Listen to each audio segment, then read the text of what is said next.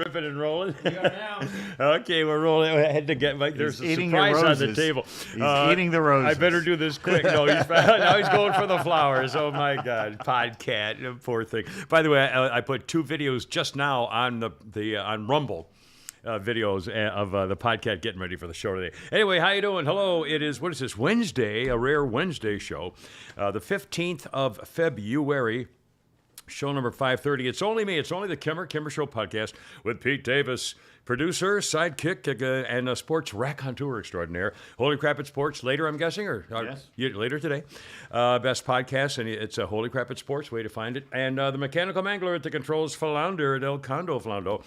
And again, we got some thank yous and some stuff and things like that. If you go to thekimmershow.net, you can link into everything. Link into getting on YouTube, getting up to Rumble. There's a Venmo pay. Venmo link. There's our PayPal link, Patreon link, everything. Radio Kimmer station, as at 106.3 and anything Pete Davis is at thekimmershow.net as well. So just head there, and you will get anything you need, Kimmer and Pete wise. Outstanding. Anyway, we got a lot of newsy things, fun stuff to talk about. Also goofy stuff. The day after Valentine's Day. And various things, and we'll see what's going on, and a couple of personal things, and a lot of newsy stuff on the UFOs, and also on the lack of coverage of the environmental, poisonous, toxic, basically American Chernobyl in Ohio. What was it? Love Canal in New York? Yeah. And that was in the 70s. Wasn't it? Yeah. And of course, media was different in the 70s. In fact, we're going to talk a lot about the media, including an article which he got it backwards, but his point's well made about how the media is actually on the record now saying this business about being objective is just really stupid. Doesn't make any sense. No, they're stupid. Yeah, I know. I'm just saying. Hey, we'll talk about it. Also, some bizarre things in the news. First of all, a couple thank yous. We got a very sweet gift. Hold it up. Can you hold up your gift just for the show? I tried to put it on Rumble and I do it on. Where's your candy bar? You hold it up so they can see it. There you go. Our very good sweet. It says sweets for the sweets from Deborah on Valentine's Day, and sent us big time Charlie Nestle's Crunch Bar. Usually every day I bring the boys a little teeny one. And she sent us big full-time Charlie. So thank you, Deborah. That's very, very sweet of you. Also, some latest, some Venmo. Again, if you go to Venmo, you can hold your phone up to it, and it'll give you directions on how to send us some money to keep the podcast going. Remember, now last week, Kaysen sent us some money, and I said, what a great name, Kaysen. And I said, now I hope I'm pronouncing it right. It's Cason. Could be Kassan or Casson or Kaysen. I pronounce it Kaysen. And he said, love you guys. If you go subscription, I'll go with you. And then today we got a message. Kaysen paid you once again because he says, because you got the name right, pronounced Kaysen. I still identify as a chubby, white, bald guy. And then it says, tell Pete to look around the ... What do you suppose that means? Does it make any sense to you? I still identify as a... it's about finding your place, I guess. Okay. Look around the... I guess so. Anyway, thank you, Kaysen. And Mark sent us another thing, said, have a great week. Thank you. So that's Venmo. It's a very easy way to do it. Anyways, thank you. A couple things in the news. Let's see. On the way up here, as I was, when I'm driving, if I have an opportunity to be polite for someone, I let them out. I let people get in front of me. And if they're, if someone tries to cut me off, they can kiss my ass. I mean, that's a whole nother thing. Yeah. But I'm serious. I should do the same way. I mean, but if I see some woman's trying to make a left in front of me and there's nothing going on, I'll let her. It's no big deal. I mean, I try to be polite, especially since I tend to have a recognizable vehicle. And if you get a bad reputation with a car that everybody can spot, then you're, whatever. Anyway, so today I'm coming in and I'm at the intersection. I want to make a left-hand turn. From my right-hand side is a United van line, a big one, huge, long trailer, and the 18-wheeler thing, huge one. And he's on my right. He wants to come and take a left on his left, which means he'd be cutting in front of me. So clearly, it's a huge van. I see he's not going to make the turn. I mean, so I literally backed up at least 75 yards. I mean, I went way, way, way backwards. So he had an easy time. He took half my lane to get thing and everything. Is this going to get interesting at some point? I'm getting two things. And so, modern day stuff. And so I backed up all this thing, and he gets done, no wave, no honk of the horn, no nothing. And I'm thinking, that happens happens all the It's time. a Yankee. All the time. It's a Yankee. However, driving down here, I took the easy road. I came right down Alpharetta Highway, Roswell Road, whatever that is, Then it kind of turns into as you're driving south through Roswell, it from 2 lanes shift into 1, and the right-hand lane has to get over, or it's a mandatory turnoff. And everybody always gets in that right-hand lane trying to cut you off to beat you to that line. Everybody knows it who drives. So you can see them. And it was a woman coming up. She came up behind me on the side of me on the right, and I knew she was going to try to beat me off because you can tell by their body language and the way they're doing it. She was trying to what? I'm sorry. trying to exercise her inability to be an idiot and get in front of me. So sure enough, she tried to cut me off, and I wouldn't let her. So I felt bad about that. Once again, if you're trying to screw somebody, then screw you. But if you need something, we're helpers. I'm sorry. Go ahead. Rocco. Yeah. Hey, Flounder. Yeah. Get Kimmer a blackboard to illustrate this boring story.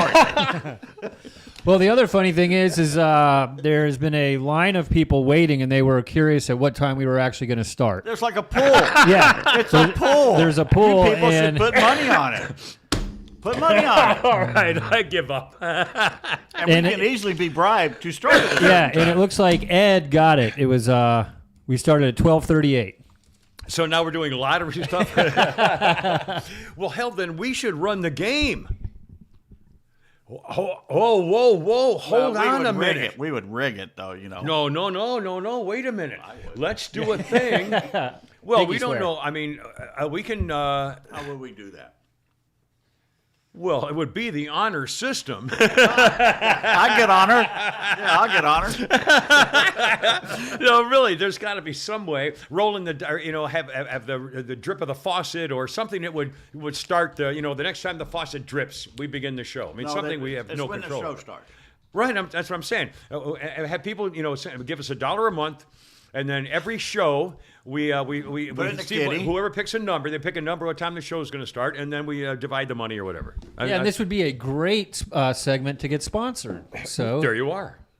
Sponsored by the Georgia Lottery. Well, we couldn't do it every show. No, once a month or something we could do it. And you see, you might win a big time Charlie, but we'd have to have variations And to pick make it one interesting. show, okay, guess this show on this date when we start. Yeah, but we know they know we're going to start within a 10-minute period probably, so it might not. well, we have whatever. the detailed production meetings. Yeah, and, there you go. All right. Well, all right. Let's erase all of this and start over. Hey, how you doing? It's only me. Oh, sorry. All right. Okay. I promise you we'll actually have some fun later. Anyway, so screw the United van and the lady. I heard coming in a couple of statistical things which are very disturbing. 14% of high school girls have reported they've been pressured into sex and have done it. Apparently, have been 14%, which is above and beyond those who are willingly to do it, and apparently that number is growing. More and more girls are being pressured into sex. Girls have been pressured into sex since the beginning of time. Well, they're always being. We're not talking about being hit on. We're talking about making them do it. I'm sorry. It's one Since step the short 60s, of rape. Yeah, I don't think it's changed. Okay, forget it. Girls do what you want. You're all a bunch of tramps. Signed, Pete Davis. All right. Well, Norm Macdonald said, "Let's quit shaming sluts." I have no nothing such against thing sluts. as a slut, just a really if you cool girl. self-identify, Just a if really you like cool the girl. guy, if you are a fan of the man, Because who am I? The world needs. I just almost 60% of girls these days, high school girls, feel hopeless and depressed, and 30% have thought about suicide. And I heard one of the guys talking about this mention he feels the same way I do about the causes of many of these things. It's the Kardashians. Social media and the iPhone. And you got to look a certain way. And one year it's got to be bone skinny. The next year you got to have a big ass. But and it's it not keeps changing because of the It used to be fashion. because of Glamour magazine Yeah. and Cosmopolitan. Now it's the phone. Now it's your social media iPhone. It's yesterday's smoking. Everybody smoked, and then we're all dying from it. So, oh my God, I didn't know that was going to be that bad for us.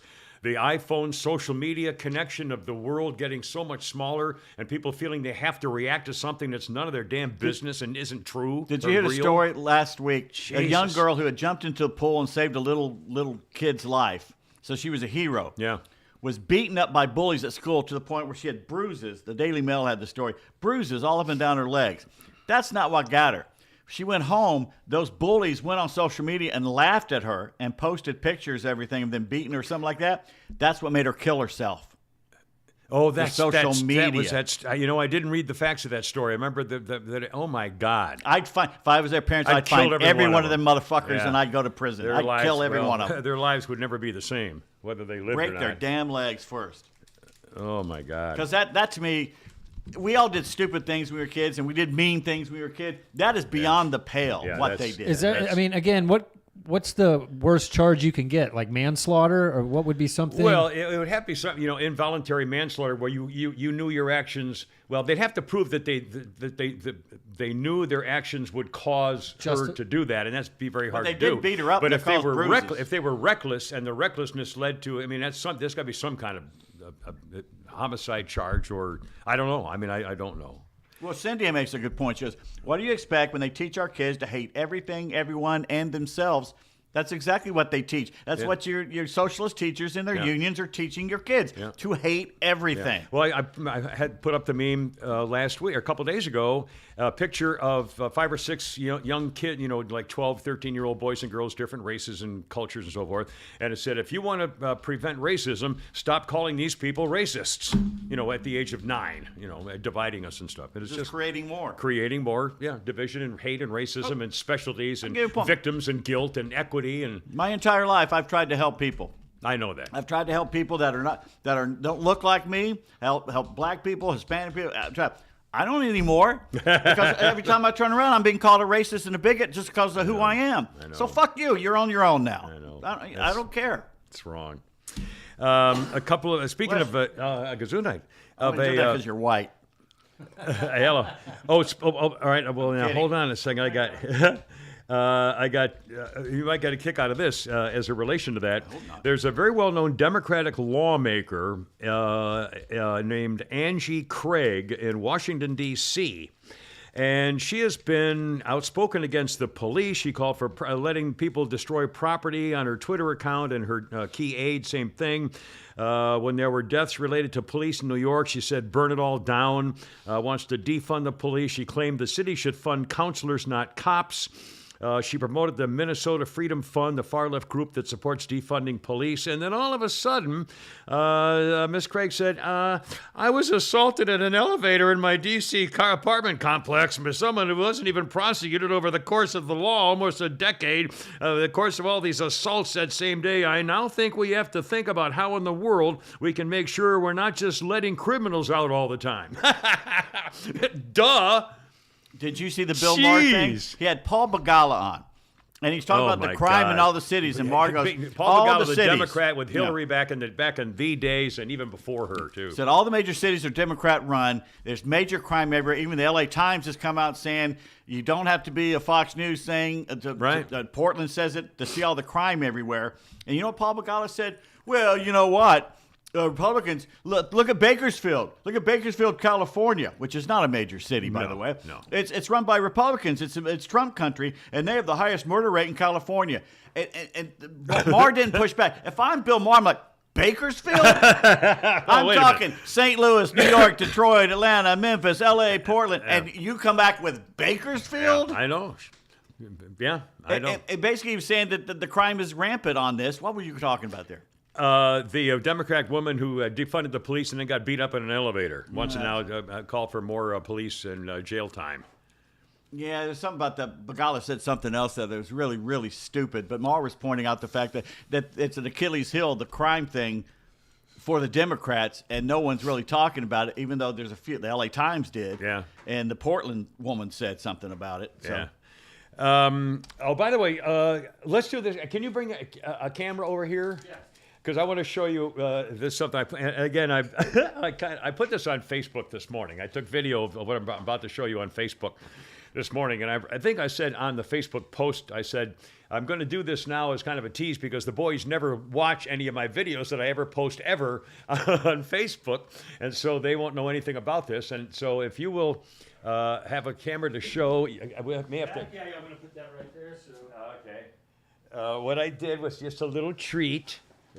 By the way, this will shock you, but Sophia's been nothing but bitching ever since we came on. Sophia, I think Sophia might need a They are yet to figure out how to properly schedule events And it's just one thing. Why do you watch, Sophia, if you hate us so much? I don't understand. God. Well, that's her comfort zone. I think I was married to her. Oh, sorry. There goes the cat. All right, there's your treat, and the cat's got it. Open it up and show it. Can you show what it is? Without spilling it, it's all arranged. Oh, I got it. Can you see what it? We're gonna get a Now camera he's over going to eat there. the roses again. Kitty cat smelled that goodness. I made sugar cookies. And it still on says us, Kimmer isn't it? Show. And I was going down the aisle, and I saw this frosting that's in a tube that you can make little letters, to decorate cupcakes or You're cookies, just now whatever. seeing that. And by the way, just for the record, I wasn't planning to do this, but I was walking along and I was looking at the cookie shelf. This was in the main Publix I go to on Main Street in Alpharetta, not the one up in Milton, the bigger one. And there were almost no cookies in the cookie sale thing. It comes and goes. It was It's weird. unbelievable. It's weird. They hadn't any. I mean, that was the only sugar Well, you know cookie. why? Because Huh? it's Valentine's. People do Valentine's Well, I guess. cookies. But you'd think they'd plan for it. Who am I? I guess. Anyway, so that's some company, plan. some girl company. It's an all-girl company, and they don't put. So you put this video on earlier. Yeah. Because I wondered where these comments were coming from. Blaine, See? 2 topics today, hair clippers and sugar cookies. Rocco, I don't think I would eat anything from Kimmer's kitchen. Blaine says, Flounder has survived Kimmer meatloaf. That's true. Rocco, the stuff he throws into everything he cooks doesn't sound very good. And Scotty, the window guy, Kimmer is Soylent Green. Yeah, yes, I have. Well, so boys, and they're pretty good. I mean, and it's some girl company I'd never heard of. It's got like a pink container. Cindy goes, what an artist. Mark, a little stiffer. That's some sad cookies. They're delicious. Anyway, boys, there you go. Now, speaking of the other thing, they're sugar cookies. What's that? It says Kimmer Show is what it said. I was going to put dirty phrases, and I thought, well, they won't let us put that on there. So anyway, now, and the other thing, I put video on this morning, yeah. too. They're good, aren't they? Delicious. And again, I don't remember the name. The package is pink and white, and it's called something like Yummy. I don't know, something silly. And it's an all. I read the package, the thing on it, and because I was afraid when I read it, it's an all girl group, and they don't use any MSG or they don't use any something or other, and no porcupine lips or whatever. So it's supposed to be some big time Charlie clean, no whatever stuff in it, but it's freaking delicious. And they made them in rounder cut pieces, which is it was very unusual. Anyway, I think they were great. Just give them a little plug. Now, the other thing, just very quickly, sorry to doing a personal thing, is this really, really boring. It shows once again how when you get to a certain age, you get to be felt like you're gone. I put the video on the podcast page again today. I've had the same clipper razor for almost 15 years, I think, and finally it died. Okay, finally it died. I don't use I don't shave anymore. I just have a clipper and I go like this and this, and it's bing bang.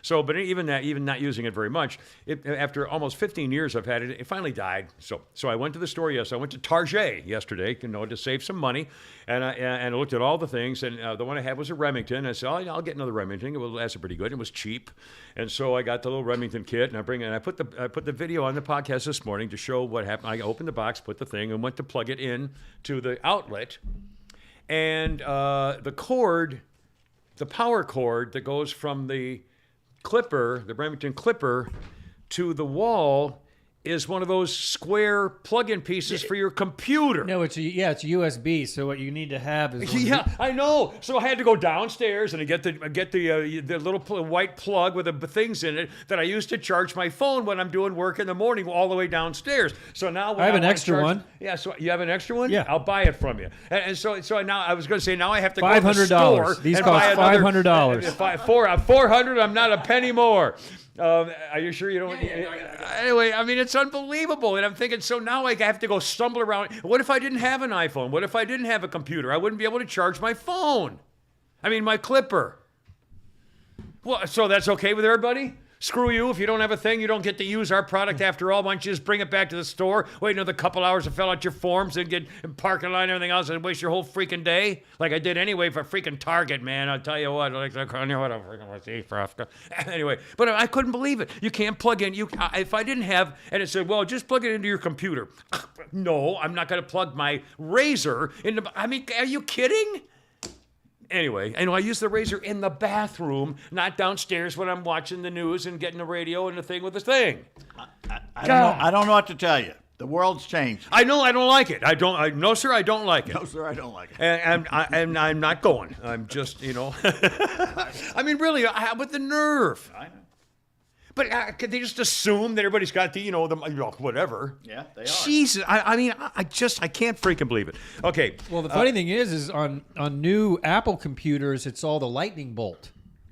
Well, they're getting away from that to this USB-C or something. Yeah, the USB-C. But they're going to make that just as exclusive as they did the Lightning. Is that a plug? Or Basically, if you have an Apple product, you're going to have to just use the Apple cord. You can't just get somebody else's cord. They've been doing that. Yeah. Computers don't match you. They've been doing that on purpose from the beginning. God, I mean, how scummy is that?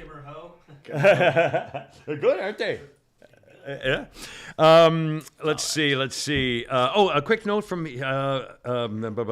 message. Hold on, I got to get my message app. Here we go. A quick note, especially for you, Pete, from our friend Jimmy, the T-Man. And he says, hey, Kimmer, I got a couple of things. One is you guys should go ahead and set up a paywall. Get the subscription going now. Maybe switch to 3 episodes a week. Put out 2 behind the paywall. Maybe only 1 for free. I need to think through that more, but that's so far. The other thing is about dating over 60. By the way, we weren't terribly serious on Monday when we did the pre-Valentine show about let's get girlfriends. Okay, in fact, I got a message from you saying, well, you're getting swamped with women who want to audition for the job of the Kimmer Show podcast girlfriends. Let me guess who said that. I wrote back, I'm hiring a secretary. Keep everybody straight. He said, the other thing about dating over 60, I have good stories to tell, but the bottom line is dating over 60 is rough. If I ever go back to online dating, I'll look for 40-year-olds for sure. I have good stories about dating after 60 for some other time, including, including a rather unusual woman, let's say. Amy has a note for a flounder here. Yeah? Fake tits don't feel like a shoulder. Well, either, prove it or... Well, never mind. Sorry. That's right. Yeah, come on down. Come I'll on be down. the judge of that, lady. Come on down. You're the next contestant. I think you're lying to me, frankly, and I've got $50 to prove it to you. Is it? It's like the old joke of the guy comes over to his buddy's, his best friend's wife. The best friend's gone. He comes over to the guy's house, and his wife answers the door. And he's talking to her, and he said, I've always been really a big face. He said, I know you're going to think this today, but I'll give you $500 if you just let me feel you up for a minute. $500. She said, he said, yeah, I swear to God. And she says, well, hell, why not? Don't never tell. He said, no. So he gives her the $500, and then he goes about his business, goes home, and then her husband comes home after work that night, and he says, hey, honey, she says, how you doing? He said, hey, did my buddy Bill drop off that $500 he owed me? I think we all knew that where it's going. Anyway, just for the record. Now, a couple things. I got the Razor Tech. How about I want to talk about your house search in just a second, because that's very, very important for all of us here. I did see something really unusual, kind of a good news thing. On TV, did you see this ad for dog food? And it said, this is the greatest dog food. You want to get your dog to live the longest he can. And they had about 30 dogs, and the age of all dogs were 23, 18, 19, 17, 22 years old. I mean, a whole passel of them. And I thought, that's got to be the greatest selling commercial for dog food of all time. I mean, 24-year-old dog. I mean, they were right there jumping around, having fun. Bill, 24. Spot, 18. I mean, dogs don't. Big dogs live to be 8. Yeah. Anyway, my bull mastiff Harley lived to be, I think, almost 11, and Trouser, the Great Dane, was, I think, 10. But that's rare. I mean, big dogs have shorter lifespan. Same with big horses, as we know. Anyway, so I thought that ironically, I don't remember the name of the dog food. It might have been Farmers, maybe. Was that what it? I might have been. No. Anyway, they showed all these dogs. Speaking of food, Flower noticed this too. We were talking politics a little bit before we got going on the show. By the way, I'm speaking really fast. I know. And saying nothing. And That's saying what's amazing. absolutely nothing. Was it what Making Faulkner no says? sense. A bunch of, But at least he's fast. what he said? Such a sound and fury signifying nothing. Yeah. Sound and fury signify nothing. Yeah, the food here is terrible. Yeah, and the portions are so small. They may be slow, but they're fat. They're weak. Anyway, we were mentioning politics. Donald Trump now, and by the way, we're going to hear from Nikki Haley here in a few minutes too. We'll talk politics a little bit. Donald Trump's new nickname for Ron DeSantis. Have you heard this one? Meatball Ron. Fuck him. I mean, why? It's just. The Republicans destroy each other, just destroy each other, and have the Democrats keep winning. And when I saw the headline teasers, so I Googled to see what it was, and I don't even know why I'm not sure why I called them that. Like it's a dietary school thing, or whatever. Anyway, and I thought, God, please God. Tell me it's not going to be Biden versus Trump in 2024. No, it won't be Biden. It may not be the way Trump's going. It may not going to be Trump. Every time he opens his mouth lately, it makes stuff me like hate that. him even more. Why would you? Don't be divisive. No. Again, I thought, God, the Democrat. I thought about this in the shower. I got to thinking, Lurch, the Pennsylvania Senate monster, is back, in the hospital, had either another stroke or a brain aneurysm or something. He's clearly just a lump of flesh. The man is not qualified. And I said, if you need any more evidence about why Democrats are successful, they'll elect that guy to the U.S. Senate. Yep. They don't give a damn about what it means other than a vote. They care about results. They will do anything to win an election. Any means necessary. Anything. And if you don't think that's how Republicans better start operating, we're going to lose it. Hell, Nikki Haley's announcement said Republicans have lost 7 out of the last 8 presidential popular votes. 7 out of 8 we've lost. Come on, people. The Democrats know how to win. Cheating or, obfuscating or unifying. At least they unify. Always. When they need to. Unbelievable. And Fetterman, again, he's just a lump. He's a lump, but he can't communicate. He's nothing. His wife's going to be the senator, and then he'll have a special election, and she'll be officially elected. I mean, it's just, but that's what they do. They elect that guy on purpose. I hope DeSantis just lays low, doesn't fire back, lets Trump's candle blow out, and then we can move on. Smart thing, I think the best thing for him, and I don't know anything, and I'm always wrong, so for 2 cents worth, I would guess that DeSantis, I'm going to slow down now, I would guess that DeSantis will be the last person to announce. And he may not even have to. I will bet you that if they start going with all the because now Trump and Nikki Haley and Pence and the former Secretary of State. No one's going to beat Trump in the. I know, but it's going to be so many people that there's going to be such dissatisfaction at some point that they're going to swarm to say, okay, now DeSantis has to get in. I just see that happening. I don't think Trump's going to run away with all the primaries and be the new. I can't believe we got Trump back again. Well, I think he's got such a built-in base already, more than the rest of them combined, basically. If they can all get together, but he's got to stop this negative crap. It's just you're turning off people. They're going to run against each other stay now, home again. It could be 3 elections before they get or people like the Georgia voters, the Republicans are going to say, well, he's not very nice, so I'm not going to vote for him. They're not Georgia voters. They're transplants living in Georgia. that have moved here. They're Georgia voters now. And these are the people saying, well, I'm not going to vote for that mean man. I'd rather have the Democrats take over. Oh, you'd rather have your country do this? No, they are Democrats. Jesus, I know. Well, they vote Republican, though, for the wrong, or they don't vote. Or they didn't vote. That's why they're Republicans who don't vote, which is even worse than, anyway. All right, I'm sorry, one thing. All right, Weather on, Bing Bang. Okay, Pete Davis. Your house search is sponsored by one of our longtime Kimmer Show podcast sponsors. Oh, it is it? In fact, I will be very happy to tell you what that sponsor is now, swapmywhip.com. Swapmywhip. You're driving along, you see a car, you like an 87 Camaro or something, I don't know, and you're thinking, man, I've always wanted that car. Well, guess what? You can go to a place now to look for what you may have always wanted for a car you've always desired. It's called swapmywhip.com. A whip is a colloquial phrase for a car, a ride. And at swapmywhip.com, you cut out the dealerships, you cut out the middlemen, you cut out the used car salesman, you go directly to see what's there, and you may very well find like-minded car owners who who also were saying, oh man, I didn't know you had, yeah, we can work out something. Or my buddy's got one and maybe you got a thing over here. Do your own thing.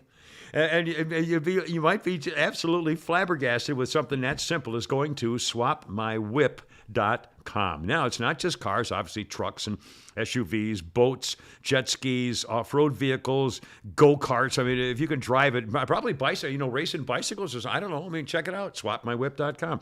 If you use the coupon code KIMMER, KIMMER, it's 180 days of free premium listings on swapmywhip.com. And please patronize it. Just check them out. Even if you're not ready to do something, check them out. See what tell they them like. you heard it here. Please, please, please do. Okay, Pete Davis. How goes the house search? Well, we may have found one, but there's just one little problem. Me. See, I swear to God, he's married and has 4 kids and will never freaking know. He'll never share it with us. He'll never tell us anything. I know. Well, anyway, all right. Sorry. So we went to do what now? Go ahead. I think I found one. And Yeah? it's way out. It is way out in the country. You would love it. Yeah. You would love it. Because I get there, and I meet the lady, and the GPS is just screwing up completely, sending me in different directions. But I finally get there, and she meets me because I wouldn't be able to find the driveway. It's hidden. Oh, boy, one of All those. So we're going down this gravel road. If I go too far to the right, I'm scraping against a mountain. Okay, Pete. If I go too far to the left, I'm rolling down the mountain. Okay. Pete. Oh, and looking down the valley. So we go down this little gravel road. It sounds perfect. Then it opens up in a valley, and there's this really nice house, about 20 years old. They put together. It's perfect for one person. And in front is this. It's big enough to have a football field, which goes down to a trout stream, Oh, a Georgia certified trout stream. Wow, nice. Everything around it is conservatory forest or Conservancy and something, stuff, whatever. yeah. So no one's going to build on it. Yeah. Basically, the only people I can see from the house is a farm kind of off in the distance. There's a lot of woods or It's open wood. land? Oh, it's woods Okay. everywhere, but it's Yeah. open in front of the house. Right. So we're sitting there, and we just get out of the car, and you see this huge white dog come down the gravel and stop and look at us. And she goes, oh, that's just so-and-so, the dog's name. And there's 2 Great Pyrenees here to guard the farm because they have mountain lions and bears up Great there. Pyrenees, and we just had the story of the Great Pyrenees who fought those wolves, like Right. 14 wolves. Well, and these lived to have tell it. chased bears away. Yeah, guarantee And I it. go, oh, that must be pretty fierce. And she goes, no. She called her, and the dog runs right up to me. Just the biggest, cutest, lovingest they're little huge. dog. They're And it's like like, God, Newfoundlands. you sold me right here. There's a dog that comes with it. And she goes, yeah, they patrol the whole area, the whole valley here, and they keep the bad things out. Because down the stream is a rescue farm. Oh, no. For A horses. horse rescue farm? Oh, my Horses. God. And Do you they- need a roommate at all? Or I'm telling you, they got geese, they got alpacas and goats and the 2 big dogs and everything. And it's like, you can barely see it. It's kind of off in the distance, Wow. but that's my neighbor. Wow. And I can see the horses, everything, a bunch of old horses and stuff like that. No kidding. And so you Oh, would love man. it. Yeah, But it's God. mountain trails that just go forever. Yeah, but geez, you're Ways way back- out. I mean, do you have Well, it's only- services? it's- Do you have garbage pickup? it's or 1 you have hour- to burn your trash in the back? Or No, there's 1 hour away from my sister, so it's not that bad. How far is your commute here? yeah, she's an hour away It from would here. it'd be almost 2 hours here. Wow. Oh my! But I'm only God. doing it twice a week, and it's the only time I'll be going anywhere because I don't care. Or if we shut this down, then you wouldn't have to do it at all. So, Or I can have What you about guys come the, visit and kill you and bury you. Yeah. Is there a that's right. garage? Yeah, there's a garage. The only thing it doesn't have is a fireplace and cell service. okay, now wait a minute.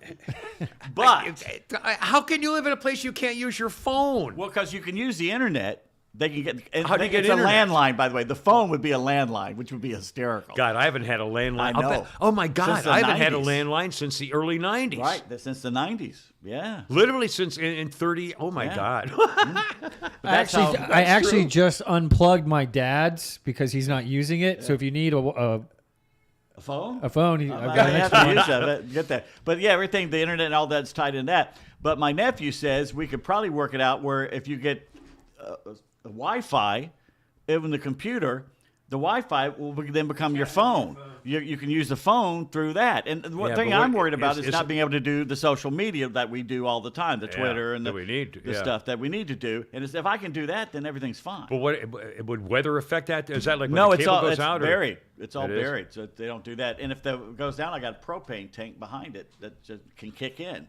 So Now, do you have electric heat or what? oh yeah, everything is electric in it. It's this 20-year-old house. It's not that old. You have kitchen stove and all. Got the whole deal, huh? You You have to come visit when you get up there. It's beautiful. But do you want to be that far out by Hell yourself? yes. No, I'm so tired of people in Atlanta and the city. I'm just so tired of it. And here's the thing. There's no excuse. I can sit down and write. There's no disturbances. If the dog comes up, I'll play with the dog. Other than that, I got nothing else to do but write and come down and do this show and do my show. Where's the nearest store or clothing store it's about or 5 shopping miles. center? There's a Taco Bell 5 miles away. It's not that big a But deal. what about if you have to go Everything's shopping or medical? buy? Everything's within less than 20 minutes. Grocery store near you? Well, it sounds like you're even though It's close to a couple towns, but it's still by itself in this little. if you valley. can miss your own driveway, that's pretty remote. If you can't find your driveway, Yeah. jeez. At night, it's gonna be fun at night driving down that. It's got to be dark as hell at I'm nighttime. glad I'm There'd not. be Oh, nothing. she said you can see every star in the sky, and I said, well, I've always thought about getting, that's true. what do you call those A things? telescope. A telescope. She goes, I've this is got the one perfect somewhere. place for it. If I can find mine, I'll give it to you. Yeah. I just go out and buy one. It's no big God, deal. I wonder if I still have my telescope. If I do, I'll give it to you. I think it's like Walden. I'm thinking about it as Walden Pond. You go out and disappear for a year, and if I don't like it, I can just move. Yeah. Well, I Well, can stand anything for a year. Well. But we're seeing if we can get the phone thing to work. I was going to say, because if you can get a phone and an internet, you could, like you said, you'd have a studio. You can do everything there. Yeah, I can do If anything I mail want. then. through, you have a post office guy. Who Yeah, drives mail. it's the You have front to of go the into town, or No, it's at the front of the driveway. okay. So it's almost So he it's can going to be find like Funny Farm. Yeah, it's kind of like funny farm. Well, cool. Except I the mean, dog doesn't run away. Well, then I'm happy for you. runs to It me. sounds like you definitely are talking yourself into You it. guys and- have to come up and visit because you'd love walking over there and look at the Excellent. horses It's wonderful. Outstanding. and the dog. Outstanding. By the way, I thought that was very amusing. I was You going had to say, are you going to, if you do go forward with this, will you get a dog? Probably not, since they already have the two there, and I don't want to mess with their routine because You they get a go cat? anywhere. Plus, the She other said thing- I could get a cat. But the other thing about a dog in a property like that is he's liable to go exploring for 20 miles or something. Yeah. Plus with wildlife, that's for the other. that might be very risky. Yeah, I probably won't get a dog. Yeah. I enjoyed your Valentine's Day post. Valentine's Day, and it was a picture of Dr. Fauci. Dr. Fauci, you make my heart stop. Surprised we didn't get banned on that one. And that got some of the most responsive I've ever got. What kind of just reaction people did- just liking it and pass, and so many people copied it and sent it to other people too. So Oh yeah, well that was a good. And what was the song? It was the. Wasn't there? Song. You make my heart. It's the song. There's a. oh, so many songs. Oh about that. God. Yeah. Some of you make my heart sing. What's that Oh, phrase? yeah, you make Wild thing? Wild thing. You thing. make wild thing. You make my heart heart sing. Yeah, that's it. Make my heart stop. the trogs. The trogs. Trogs. With 2 G's. Oh my God. Let's see. Any exciting Valentine's occurrences you want to share I with us got at 2 all? Valentines. I can't complain. I got 2. Did you have any dating thing or go out and see anybody? Or? No, because the whole thing was driving all around the mountains yesterday. That's Yeah. all I did. A full tank of gas, driving and spent 2-3 hours at this place. Just the lady and I just walked out through the trails, just walked around all through the trails and Wow. everything. It was Nice. wonderful. Nice. Flounder, what about you? Valentine's Day? Any action there of any kind? I went to the Olive Garden, sat at the bar, and feasted, and then came home. Did you do the thing? Did you go up to a couple No. and say, "This is why you're I not"? completely forgot. It was packed This too. is why we're not together. Oh, there was another one too. Let me find it here. There's another one you could have done that we can all do next year about a guy who would. Oh, God, he's Go, stupid. tell me again, for those who phone. I didn't hate this hear us on Monday. Now easy now. hate this Is damn the thing when you a coo-cooing couple on Valentine's Day swooning over a table, looking each other in their eyes, and a stranger walks up to him. Tell them what the bit was. What bit? We were just talking about going up to a couple. Oh, and you walk up to the couple. It doesn't matter. 8 seconds ago. It doesn't matter which sex you go up to. You go up and go, oh, so this is why you're not returning my calls. But here's another one that Daryl posted. Spending my Valentine's outside a nice restaurant shouting, well, you moved on pretty quickly. To random couples. Anybody. Get in the car. Yes, he's driving away. Do it when he puts her in the car, he's trying to drive off. Yeah, it looked like you really broke your heart, didn't I? Oh, mercy. Just having a good time. Let's see. Can I do? We will talk about stuff. Can I do 2 more quick personal things of a bizarre thing? I don't think they're picking up glass. But at my neighborhood, I have in a townhouse neighborhood cul-de-sac. In my neighborhood, they pick up garbage. You have a blue barrel for trash, a green barrel for paper. And then they have a little blue barrel for glass and bottles, okay? But I haven't seen the neighbors, and I haven't put one of those, I haven't put that out, because I don't drink things in bottles. Yoo-hoo comes in a bottle and a couple of bottles of wine. So I haven't put that out in literally years in my neighborhood, because I really don't need to. So I put one out last week, put the box out last week, because I've had a few bottles of wine and some Yoo-hoo glass, stuff like that, and they didn't pick it up. And so I called the guy who owns the place and asked him, the homeowner association hasn't made any announcements or anything, so I put it out again. They haven't picked it up. So now I'm thinking, okay, now what am I supposed to do with all these glass bottles that I've been, hoarding over the last 9 years, and finally say I want to get rid of them. So I'm going to just put them in the paper thing. It used to be paper and glass, and then they separated it. And I guess they've gone back to it and didn't tell anybody, so I'm just going to do it and hope I don't get, sued or something. Screw them. If they don't want to do it, then make the announcement and make it out loud. Yeah, screw you. Okay, last thing. Remember how I screwed myself? I tape recorded the movie Knives Out, and the ending was cut off for the last 30 seconds of the movie because the VCR did. Okay, well, son of a gun, over the weekend I'm going through to see what's on TV for kicks, and I saw a listing for the old shows from the 1961 of The Twilight Zone with Rod Serling. Imagine a world. And the one that there was on at 4 o'clock in the morning that I DVR'd or whatever was Charles Bronson and Elizabeth Montgomery. I remember that. Yeah, and the story was, and of course, if you know the character, if you're of a certain age, Elizabeth Montgomery was bewitched and very famous later on. But again, this is their early careers, 1960 or 61. Charles Bronson was not known as anything. And neither was she. So I thought it'd be fun to watch this half-hour black and white show, Twilight Zone, about what they were like and everything like that. So I started watching it. And the story was that it had been a world war 5 or 6 years ago. Everything was broken and destroyed. All the buildings were gone. And this girl was looking around for food. And then Charles Bronson came in and they fought each other because there were different worlds. She didn't speak, enemies. And then he knocked her out. And then she came to and they were starting to be friends again. And then the ending was they were looking for food together and And then they sort of start coming together, and the show ends. And so I don't like the last. Once again, I didn't DVR the show after it because I forgot that sometimes they cut off the last. So I'm telling you, I'm such an idiot that I've done it again to myself, and I feel like a total goofball. Kimmer screwing up again. Brought to you by Atlanta Custom Closets, closetpro.net, 404-255-0589. Look, you screwed up at Christmas, you didn't get her one. You screwed up at Valentine's, you didn't get her one. But she's got to have a birthday coming up. It's true. Mom's Day, Mother's Day coming up in June or whatever. Or call it makeup. Do it today and call it makeup day. Have a little heart thing, or put a little note in there. That's right. There you are. Atlanta Custom Closets, closetpro.net. I mean, who doesn't like a closet? That's what I look for when I'm looking at these houses. I want a walk-in closet, something big. Big enough to put his shoe collection in there. Organized. Everything is simple and laid out the right way. Well, no, that's not going to happen. Well, no, not you. And that's why Atlanta Custom Closet says the whole thing there. That's for sure. I got a pond and a stream. Pond's good for you. Pond would be good for you.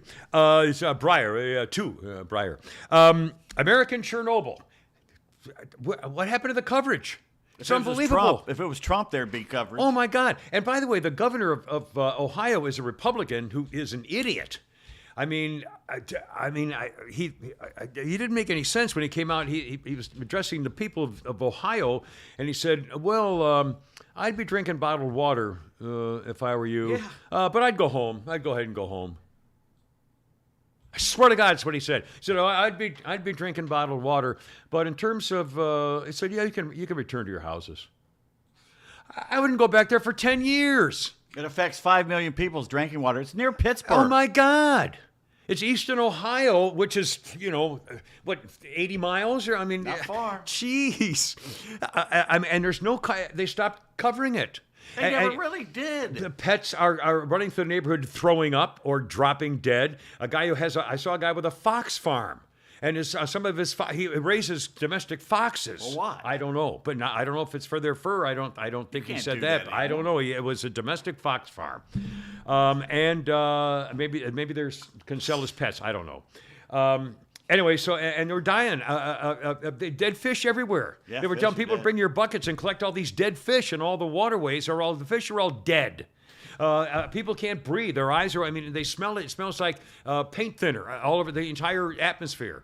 I mean, my God, one of the gases or chemicals used in the explosion of these tanker trucks was the World War I deadly gas that they used to kill people. I mean, it was one of the 3 gases used for the gas in World War I. Why are we carrying that around? Why is it being... And by the way, how is it possible that you can have a rail system that and rail cars today in modern day America carrying dangerous, poisonous gases that'll kill millions, and the system is not 100% foolproof? Well, it's impossible to do. Automatic... Well, but again, they were supposed to have had automatic braking systems in rail cars for years. And it keeps getting postponed and postponed and postponed. And when derailments happen, it's because the cars are going too fast for the tracks. And a sensor is supposed to be able to stop them. And there are some people who have it. And then what kills me, again, how does this sound like you'd like your community to react to you? Palestine is how it's pronounced, Palestine, Ohio, is a small, poor town near the railroad tracks. These people are not wealthy suburban, wealthy retired people and have white collar jobs everywhere. They're young, they're poor. You'd see their houses and their living conditions. This is not a wealthy area, and all of a sudden this derailment things happen. So the big uppity ups in the capital say, well, I tell you what, just go get some hotel rooms and keep your receipts, and we'll make sure we reimburse you at another time. These people can't just up and go to a hotel somewhere in Cleveland? And come on, and leave their. And yet in New York they put up the illegal immigrants in luxury hotels, and they're pissed off about it. Yeah. And yet the people of Palestine, Ohio, Americans who are of the, lower rung of successful work. People to make money. This is not a wealthy community. We've stolen their jobs, and now we've stolen their homes, basically. And they're go get a room and keep the receipt. Really? Yeah. Okay. Well, let me go ahead and do that. Talk about and of course Mayor Pete Fudgy Booty Boot. Where's he been? Disappeared. And in fact, the last soundbite we had of him the other day, after this derailment had happened, just within the last few days. This was 11 days ago, I think. The derailment happened. I've forgotten, a week at least. And his public comment he was making fun of too many white construction workers. He was talking about, the problem with, construction workers, and they're all white, so they're all doing things for the white community. And they're going, oh, my God, what is the matter with you? What are you talking about? All construction, every construction worker I see is Hispanic. You have to Google it. What is he talking it's about? Flabbergasting. They was making a joke. And then he said, of course, we're not worried too much about balloons over in this area. Just, cracking wise about the balloons in the sky. What's the matter with him? Well, we know what's the matter with him. The only reason he got the job is because he's a little teeny little gay boy. He's a little teeny gay puppet, and he looks like a little cute little gay guy, and he was a mayor of a little teeny town. He couldn't even fix the potholes, and now he's in charge of the transportation system of the United States, including the airline industry. How well's that worked out? With Southwest over the holidays there? Come on. The trains... Biden may have found the only incompetent homosexual in America. That's right. Aren't they supposed to be really meticulous? They're very good at this. Really fastidious. Isn't that a thing? We thought. No, seriously. Isn't that one of the really good cliches about gay guys? They get shit done. They're very organized. How many gay slobs have you known in your life? None. There's no such thing. Anyway. Not to tender into stereotypes here. Yeah, just go get a room somewhere. And the media's ignoring that. I mean, again, if this had been Donald Trump's administration or one of his appointees, I mean, it would be unbelievable. Let's put it this way. If this was New Jersey, outside of Philadelphia or New York City or outside of Boston, we wouldn't have any other news going on. Yeah, that's right. They don't care about those poor people out in Palestine, Ohio. The media doesn't give a, and they don't want to go there, and they don't want to have to cover that That's story. right. In fact, I brought in a recent issue of New Yorker. Again, I get this because it was cheap. I wouldn't pay full price for it. I pay like $50 a year or something. From February 6th issue of the New Yorker magazine. First of all, I'm a little embarrassed about this. I remember talking out loud to somebody recently about all the studying I did for my master's degree. Was that on the radio Friday, or was that on the podcast, Probably or just me here. talking to you? I think it was, you mentioned something about you studied. Did I mention Public Opinion Quarterly and Columbia Journalism Review? I said No, that to you somebody. didn't get that into the weeds, thank God. But was that on the podcast or just you You and talked me? about how much you had gone in, because we talked about Chat GPT, and you talked about how that's much what it you was. And I had to studied. study for 10 years back. Okay. Well, speaking of that, in this issue of the New Yorker magazine, speaking of Public Opinion Quarterly and Columbia Journalism Review, Columbia Journalism Review used to be the it was either weekly or monthly.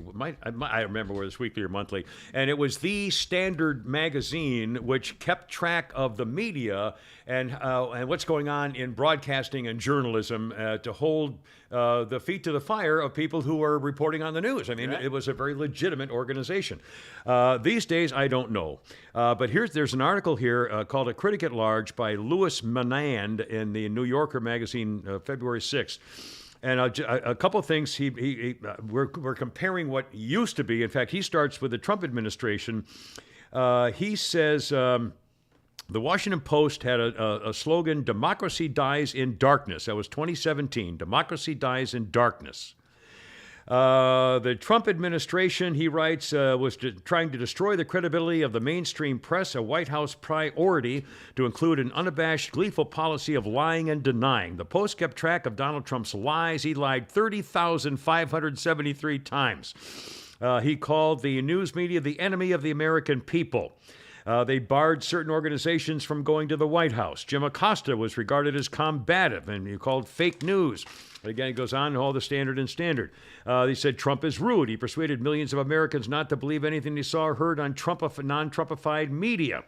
Now, here's where the fun comparison goes back. In 1976, he writes, even after Vietnam and Watergate, 72% of the public said they trusted the news media. Today, the figure is half that.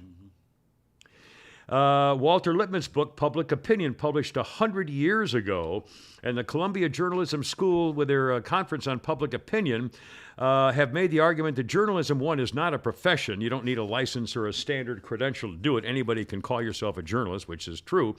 Also, journalism is not a public service, they're saying officially. It's a business, which is also true. Now, the Washington Press Corps, during the first decades of the Cold War, reporters knew perfectly well that the administrations in the Cold War were misleading them about national security issues, plans concerning spy planes over the Soviet Union, exiles invading Cuba and Castro. So why didn't the reporters report all those things? Because, quote, the dailies had an ideology. They were liberal internationalists. Until the United States intervened militarily in Vietnam and the Marines waded ashore in 1965, that was the ideology of American cities. They wrote that they asked themselves whether publishing information like that would damage the Cold War mission. Quality reporting meant being an advocate, not for the government, but for the peace. And then, almost done here, making a couple of other quick points. The 1968 Democratic Convention. If you don't know about that, Google it sometime. It was riotous. There were police waiting at the demonstrators. Mayor Daley was calling a club the protesters. The Democratic Convention was an uproar. It was a complete disaster. Daley was happy to take responsibility for a few cracked heads. The article goes on. He knew the public would be on his side. Americans had no love for Abby Hoffman and Allen Ginsberg. Happy to see them and their followers get knocked knocked around. People did not fault the mayor or the police for what happened. They faulted the press. A typical line, letters pouring in accusing the networks of biased coverage showing the protesters.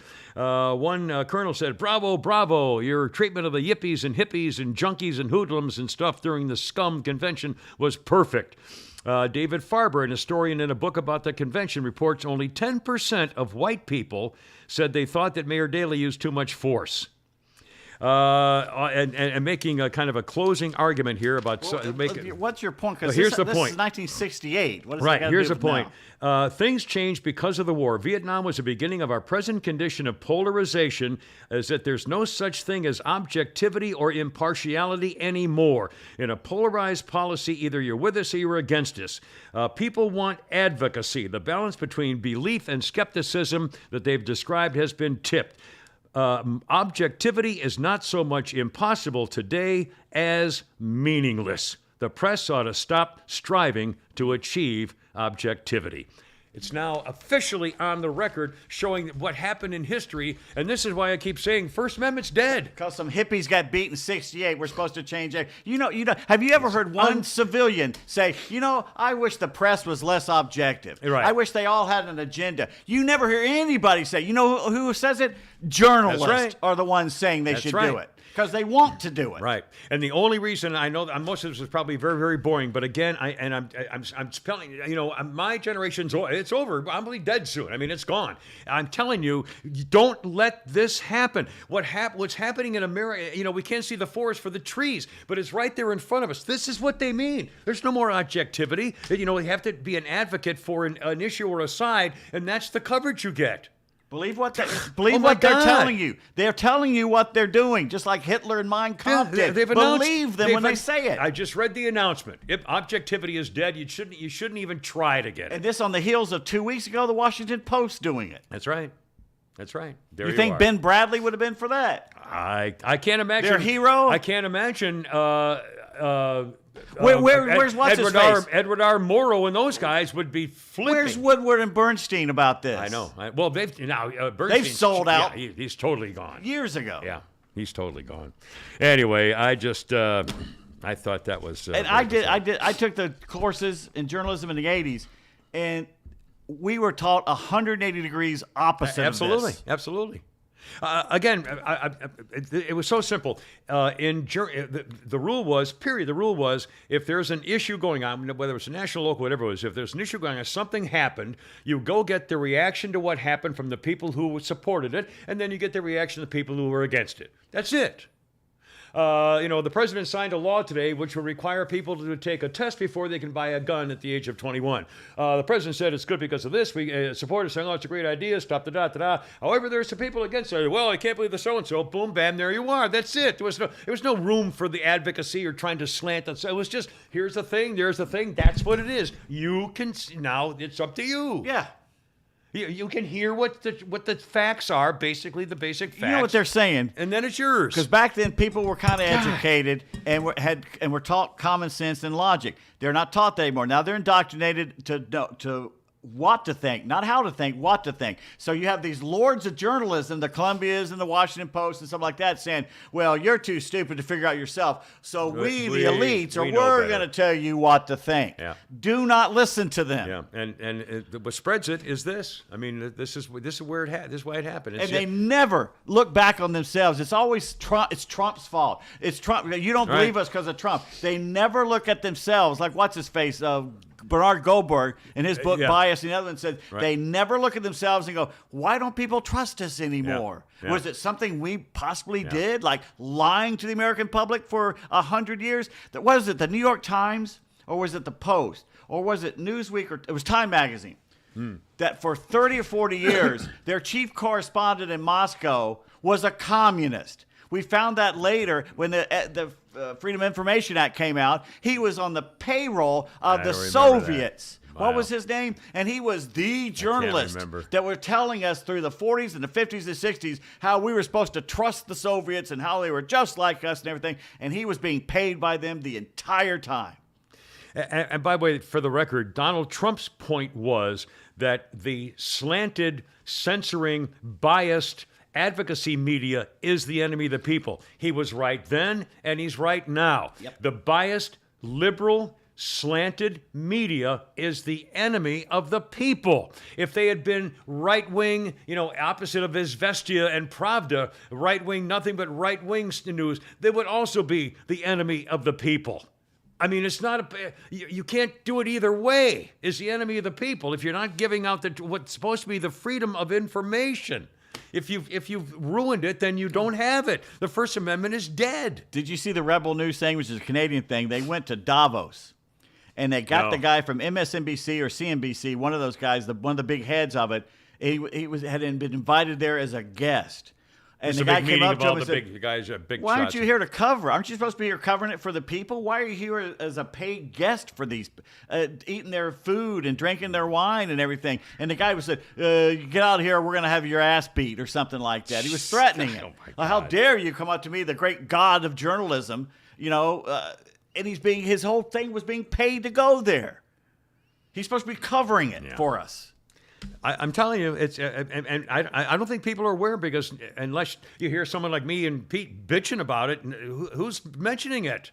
I mean, who's even making it public that this is happening? Because if it's like you put a frog in a pail in a pot of cold water and turn the heat up really slowly. He's not going to realize later he's being cooked. He thinks it's a jacuzzi. Yeah, he thinks that this is what it is. You're going along and I see. They're supposed to take a point of view. Oh, okay, fine. So no. Anyway, all right. I'm sorry. I don't mean to be lecturing.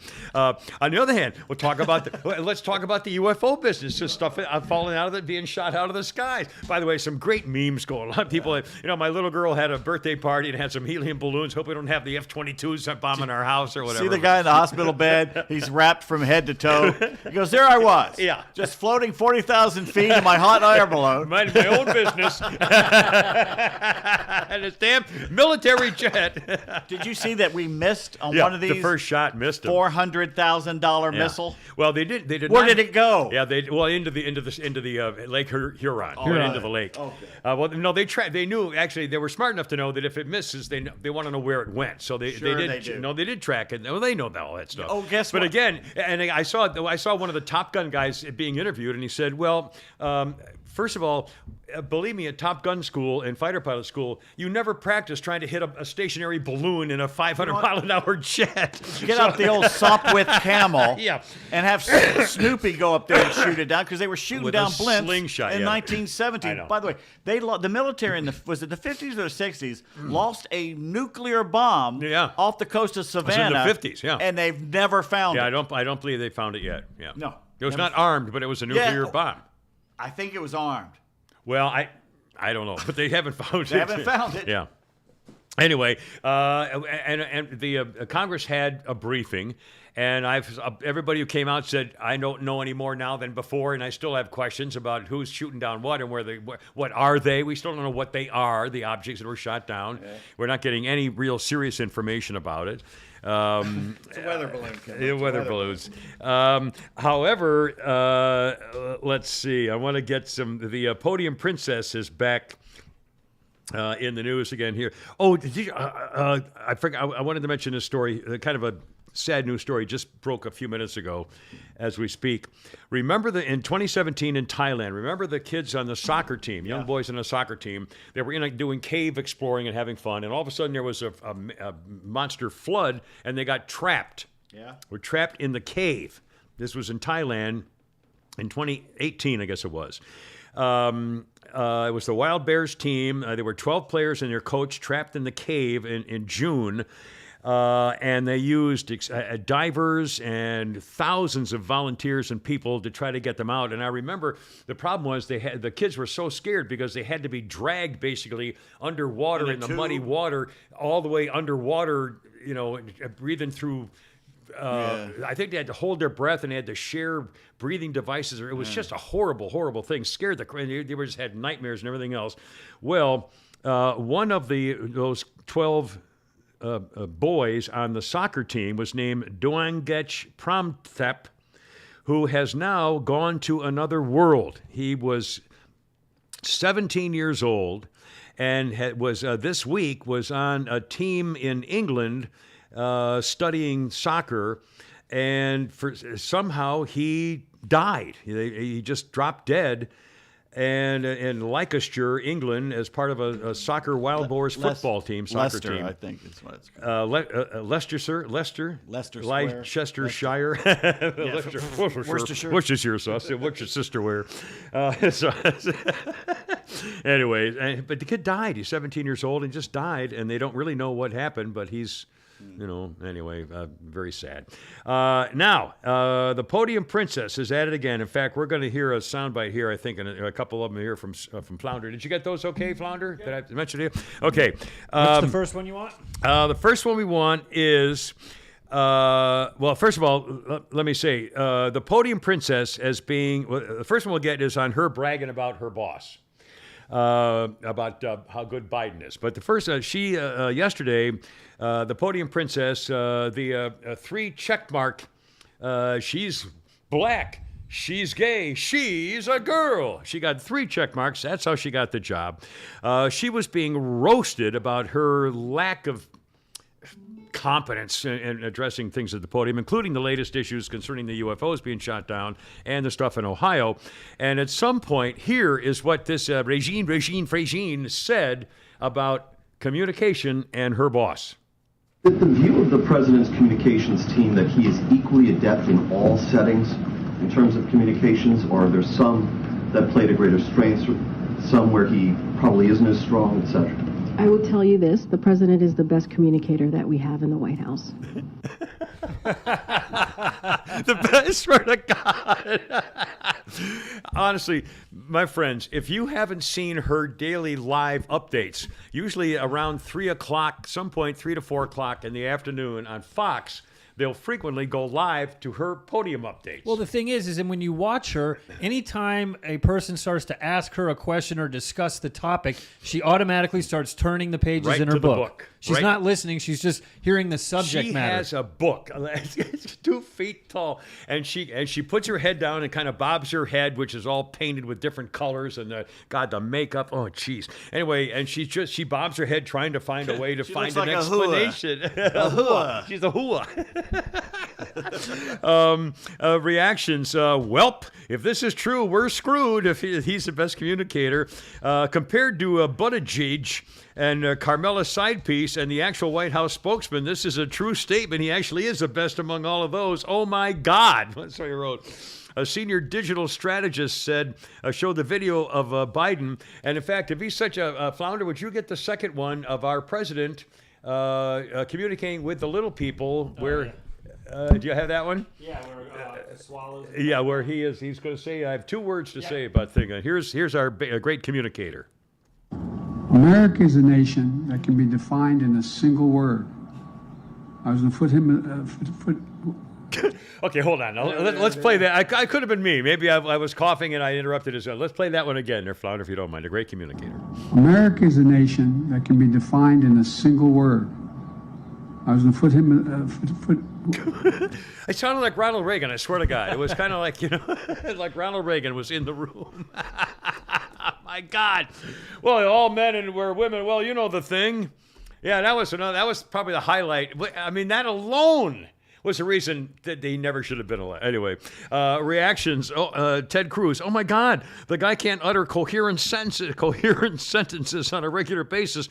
But at least he hasn't done. And if you get the last soundbite that I actually get here, Flounder, from Regine, the triple check mark of the demographic Podium Princess, when she was describing the shoot down with some other people about what happened over our northern neighbors. Why is the American military shooting something out of the sky over Canada? Because it's part of NORAD. The NORAD is part of it's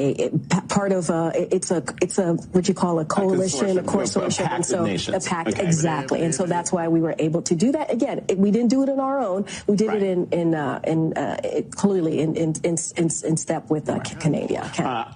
In Canada. That's the spokesman for America. Is that Elmer Fudd doing that? I swear to God, the next thing she was going to say was "humbla bubbla bubbla shay." I mean, my God. I don't expect us to take anything this government does seriously. I mean, a columnist said, well, good for her. First step is admitting you have a problem.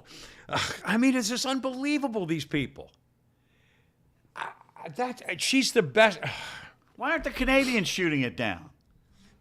Why get the aliens pissed at us? Well, NORAD is for North America. They have airships too. Yeah, I know. Well, again, I don't have a problem with NORAD doing it, and at least the Canadians. Because Trudeau's a flaming pussy. Yeah, that's he why. wouldn't know what he's doing, and he tried to, said, well, we shot that, we were there, boy, like all of a sudden now he's a tough guy. But anyway, NORAD at least covers both countries, so I don't have a problem with that. But still, I mean, but her, just listen to the. Honestly, listen to her live sometime. You won't believe it. I know. I can't watch it. It makes me sad for the country. It makes me sad. Have you heard about Another this? thing she always does is she'll throw Trump in there. Well, the previous administration. So what about this? Yeah, what about Trump when he was? Here's where we're going. 162 congressional Democrats in the actual House, Congress. 162 Democrats have voted to allow illegal aliens to vote in Washington, D.C. elections.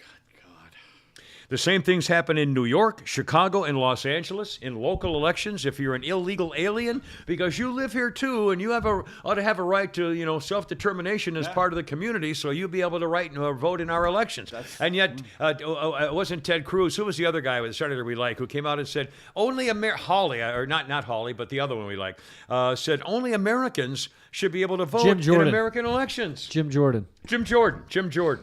And he got creamed for it. He got roasted for saying only Americans should vote in American elections. That's why they've opened the border. My God. That's exactly why they've opened the border. And here's my point. Remember, when I've got 4 check marks here, little asterisks. Remember when they called us psychopaths and conspiracy theorists because we claimed they're opening this border to get all these liberals coming into our country being dependent on the government.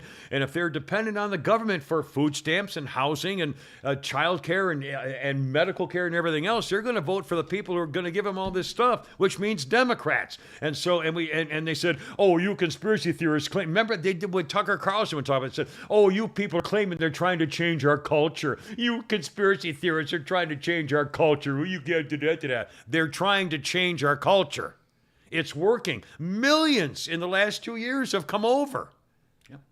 And they're allowing them. That's why they have an open border. And they're doing this so that they can vote in local elections. It's working. And it's over. I mean, it's not conspiracy. It's real. I just read it to you. It's here. Yeah. And again, it really, look in the phone and see what some cop did in Keokuk, Iowa that you want to be pissed off You're wondering about. why I'm moving as far away from the city as I can. I was just about to say that. Where I can see somebody coming from a mile away and I have guard dogs. Which also, so we could come shoot there. No, you can't shoot there because it's next to first of all, the farm is there, and it would upset the horses. And then it's all conservatory around there, so you can't hunt or tear things up. Well, that's fine. So unfortunately, you can't shoot. I love the. I also we're going to hear. I can always say I was shooting at a bear though. Not that I would. Have you heard about Senator Dianne Feinstein-Cheatstein? Again, Senator Dianne Feinstein-Cheatstein from California was the one who faked that sudden discovery of the letter from Christine Ballsy, Humper-Fumpy, who claimed that Brett Kavanaugh, the Supreme Court nomination, was a gang rapist who used to do chain gang rapist when he was in prep school, but she didn't remember where it was or when it was or what year it was, but she sure knows it's true. And then the only time that I've seen... who's the gay senator from South Carolina? Lindsey Graham. The only time I've seen him go absolutely nuts, well, I don't know for sure, go absolutely nuts and show what a tough guy he can be was when he accused her and other members of the committee of deliberately trying to smear the reputation by using these phony, all of a sudden letters come out of nowhere. And he said, Dianne Feinstein-Cheatstein, you had that letter before and you knew you hid it. You kept it from us and you knew it before. And she turned around. Remember, I saw her on TV. She asked the board. We don't remember. You guys remember that? Anybody here? Was that our staff? Anything? Oh, God, I don't. Yeah. Well, she's like 99 years old. Can't remember anything. It was just a soundbite of her talking to some of the Democratic caucus members, and she was saying, "Oh, we're going to go where now?" I mean, like she doesn't know where she is. Anyway, so her staff. This is the lady that had a Chinese spy drive her around for 20 years. 20 years in her car. That's okay. And Dianne Feinstein-Cheatstein, her staff yesterday released a notice that said Senator Feinstein-Cheatstein is not going to run for re-election. Okay, that was at like 9 o'clock in the morning. A few hours later, she's walking somewhere in the Capitol or wherever she was, and a reporter. Oh, was that? You did this the other day. I'm sorry? Diane, you did this the other day. About the guy asking her? Yeah. No, this happened yesterday. They made the announcement yesterday. You talked about it Monday. That she didn't know she'd retired? Yeah. Didn't he?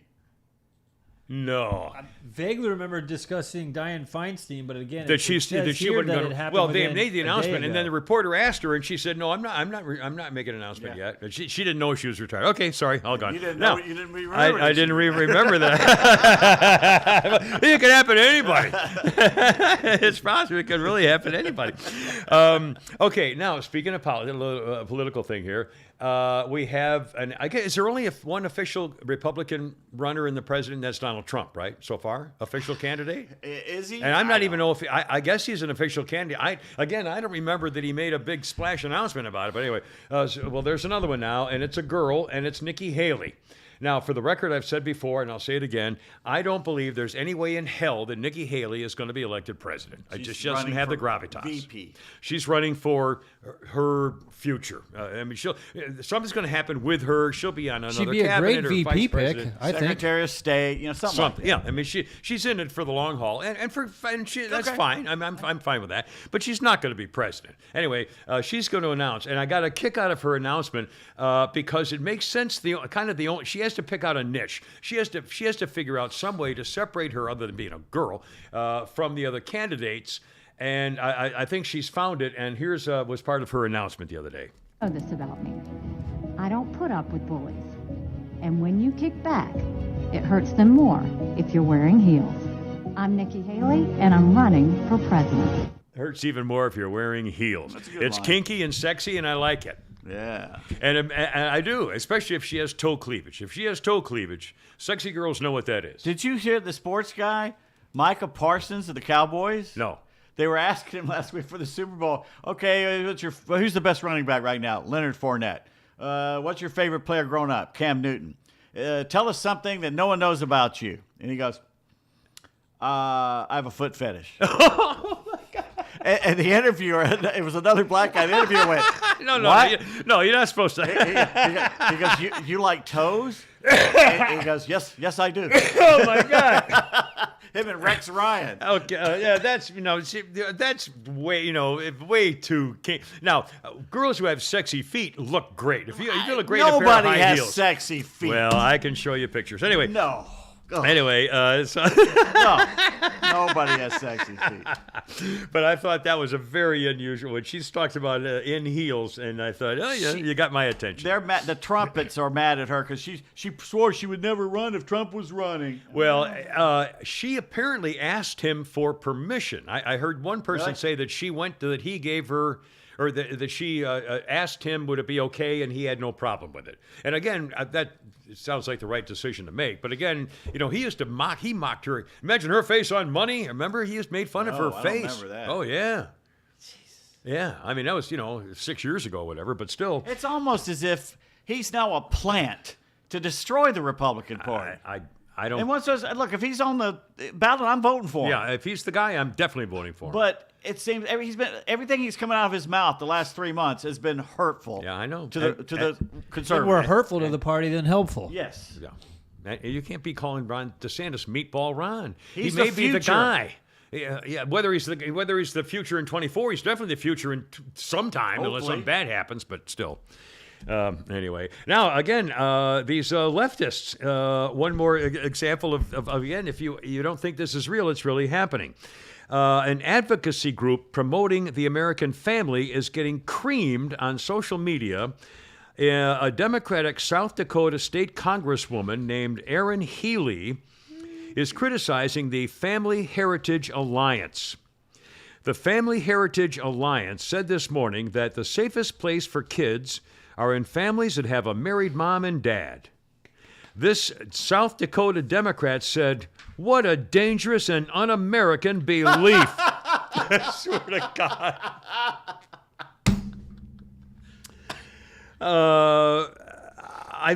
The tweet sparked backlash across Twitter, prompting Haley to limit who could reply to her tweets. One person said, "Okay, groomer."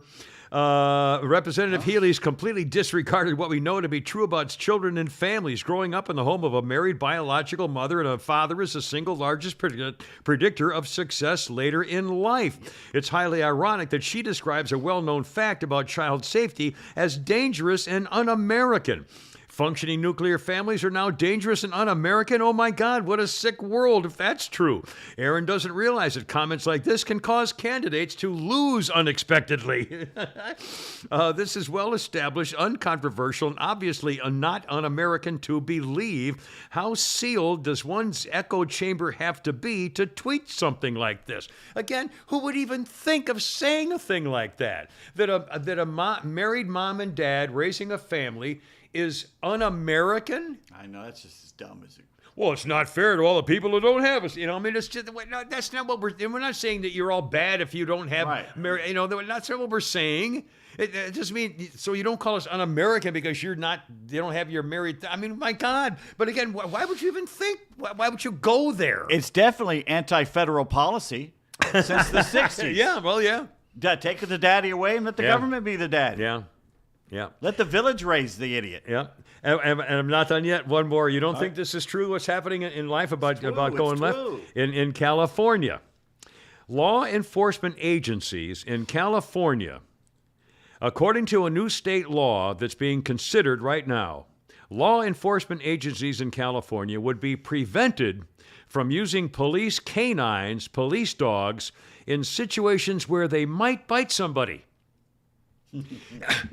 So wait, hold on a minute. Swear to God, I'm not. The assembly members in charge of this idea said it would help end a practice with a troubling history involving black communities and police dogs. Under the bill, law enforcement would be prohibited from using police dogs in apprehensions, arrests, and crowd control. The use of police canines has inflicted brutal violence and lifelong trauma on black Americans and communities of color. This bill marks a turning point in the fight to end this cruel and inhumane practice and build trust between the police and the communities they serve. Oh, the dogs could still be used to sniff out bombs and drugs, but nothing that involves possibly biting. We're trying to make sure that people are not harmed. Police dog! Trying to make sure you're not harmed and seriously injured by using canines. Many of these bites can cause lifelong injuries. So let's make this clear. Lifelong injuries before you're proven guilty.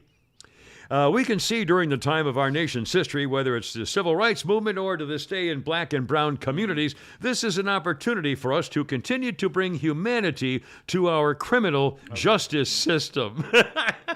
That reminds me of what they film in L.A. Yeah. Bill Maher show. He had Paul Begala on.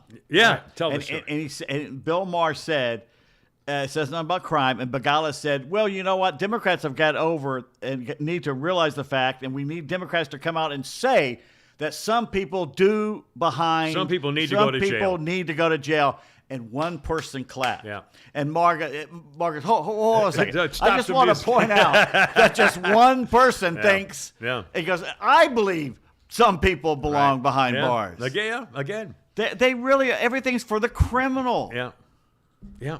Obviously, police dogs, the cops de-escalate situation before they get deployed. The number of dogs on the street reduce the number of assaults on police and other people in the community. You know, if you send in the dog, it's as opposed to sending in the gun. You know, you don't have to shoot the guy. Have the dog take him down. I mean, come on. Everybody knows this. This is bullshit. They do anything they can to try to, make it bad and divide their, once again, it's not fair to black people. Well, the dog doesn't care whether you're black or white. If you're committing a crime and the dog's going in there, the dog's going in there for the criminal, not the color of him. I mean, it's just stupid. Stupid. Then stop, committing a crimes. I don't know. Whoever thought of that, I guess. How about one more rather bizarre thing, and it kind of reminds me of a very brief period of time when I was in marriage counseling.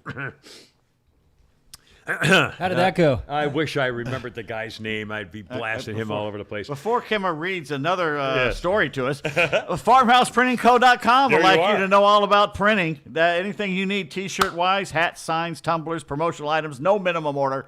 You can get 1 or 1,000. Get the 1,000 while you're at it. No setup fees. They got laser engraving for the hard stuff, the big stuff, like cattle or something like that. Yeah, FarmhousePrintingCo.com. They do all our stuff here at Kimmer Show.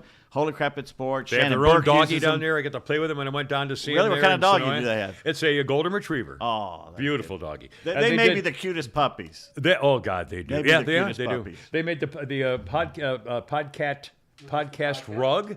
They did my golf towel for my son-in-law that I had made up for a special fake tournament thing and stuff. They do great work. FarmhousePernico.com. Well done, you guys. I came across this the other day, and I thought it was fairly stupid, so I thought I'd pass it along. This is the way. Again, I have a master's degree, and they asked me to stay to get my PhD because I was teaching a course and stuff like that. And so they asked me to get my PhD and stay and be a professor, adjunct, whatever, associate professor, or so forth. And for a split second, I thought to myself, I don't want to spend my life in the library and doing study and research projects and doing, it wasn't interest to me. I just didn't want to do it. Well, now you would have ChatGPT do it for you. Now I could. I mean, and we're going to talk about that too. And so I came across this of a Harvard-trained psychologist. Here's a marriage counselor who's trained at Harvard. Okay, and he came out with a list of toxic phrases that, quote, will show your relationship is in trouble. Dr. Courtney Warren. One of the phrases that shows your relationship could be in a toxic situation is when you tell him or her, "You don't deserve me." Okay, that's a fairly good sign. Okay, Goodbye. That's pretty much a duh. One of my other favorites, this is a Harvard psychologist warning you that if you use it, this is a possible sign that you could have a problem in your relationship if you say things like, "You're pathetic." These aren't the amateurs at Yale. At Yale, we're talking about here. This is Harvard. This is the Boston Common people. Name calling simplifies a person into one negative attribute instead of appreciating the complexity of who they are, an individual with a host of characteristics, some of which you may not like. So you're pathetic. Another one of my favorites. Again, this is a Harvard psychologist. Has anyone ever called you pathetic? Especially a spouse or girlfriend? No one's ever called me. Who does that? Flounder? People like you're you being and quiet Flounder. over there. And Flounder. No one's ever called you pathetic. No one's ever called me pathetic. No, I can't remember that. No. Again, a Harvard psychologist saying this might be an indication you have a problem in your relationship. You're being crazy. You're trying to make your partner doubt themselves, called gaslighting their perception of reality. I have said that. You're delirious. Your problem is all in your head. Yeah, I've said that. Your response to this situation is making it worse. Act like you don't love what you don't like about your partner's actions in a constructive way.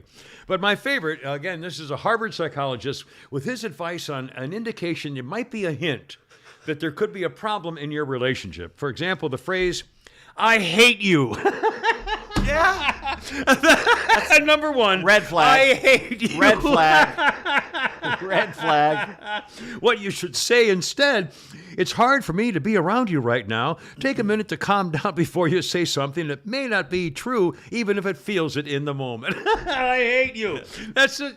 Oh, is that a toxic sign, Mr. Psychologist from Harvard? Jeez, I mean, come my God. By the way, you have to clear something up here. All right, sir. Eddie goes, "They made a rug out of Lucas?" Well, it's a catskin rug. No. For Lucas. Well, one thing that Flounder never talks about is that Lucas had an older brother. So.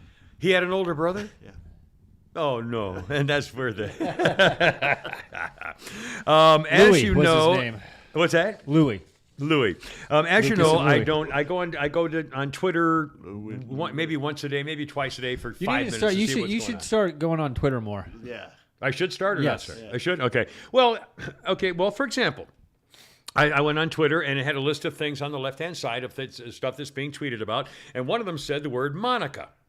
And so I clicked on Monica, and it's a tweet string about the TV series Yellowstone, which we talked about recently, which used to be one of my favorites, and I'm not watching anymore. Although I guess is it even on? Is it over now for good, or were they doing it another year? Another year, maybe. Anyway, what this Twitter thing was about was all of a sudden they started picking on Monica. The actress who she's the British actress? No, she's the wife of the young kid in Yellowstone who they live in. They have the little boy and he got kidnapped. I've never seen a second of it. Oh my God! Okay, well, Monica is the Indian girl. She's married to one of the the youngest son. The son who was in the military and killed all those people, and he's kind of he has long hair, and he's married to this Indian girl named Monica, and they have a little boy, and he got kidnapped by white supremacists, and they saved him from white supremacists. Yeah, drew up in the mountains. Yeah, it's true. Swear to God. Anyway, and so a lot of it is about Monica, the Indian princess, who she teaches Indian culture at the school. She raises her very strict Indian things and stuff like that. Okay, well, here's the tweet about Monica. The actress who plays Monica on Yellowstone is Chinese and used to claim she was Cherokee until the tribe came out and said she wasn't. I like the Yellowstone series, but why can't they have an actual Native American in the role of Monica? When you figure out that the like symbol on Yellowstone, the Y symbol, makes the same thing as liking all the tweets, I'll tweet that too.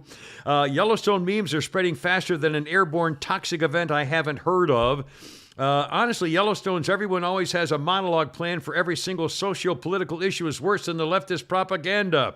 I will now like all Yellowstone treats. Stop deconstructing my belief that people in Yellowstone are real and ranchers actually act and live like the show portrays. The actress on Monica is Chinese. Oh, I mean, they're all going nuts the fact that she's a Chinese actress. And she used to be, could try to, anyway. Yeah, it's called acting. Yeah, it's acting. Acting, my dear boy. They have to get a real, so the next guy who plays a handicapped guy with no leg, they have to cut off an actor's leg to be able to play the role? I hope. I mean, this is unbelievable. I hope. Anyway, a quick... I really think these people most actors are stupid. Most actors I've ever known are stupid. Not all, but most of them are stupid. And smarter people write the words that they memorize. They have one talent. They can memorize words, and they can emote them back in front of you, in front of a camera or a crowd. That's their only talent. Yeah. They have emotional talent to be able to be Why somebody do we else. listen to them? Yeah. The last...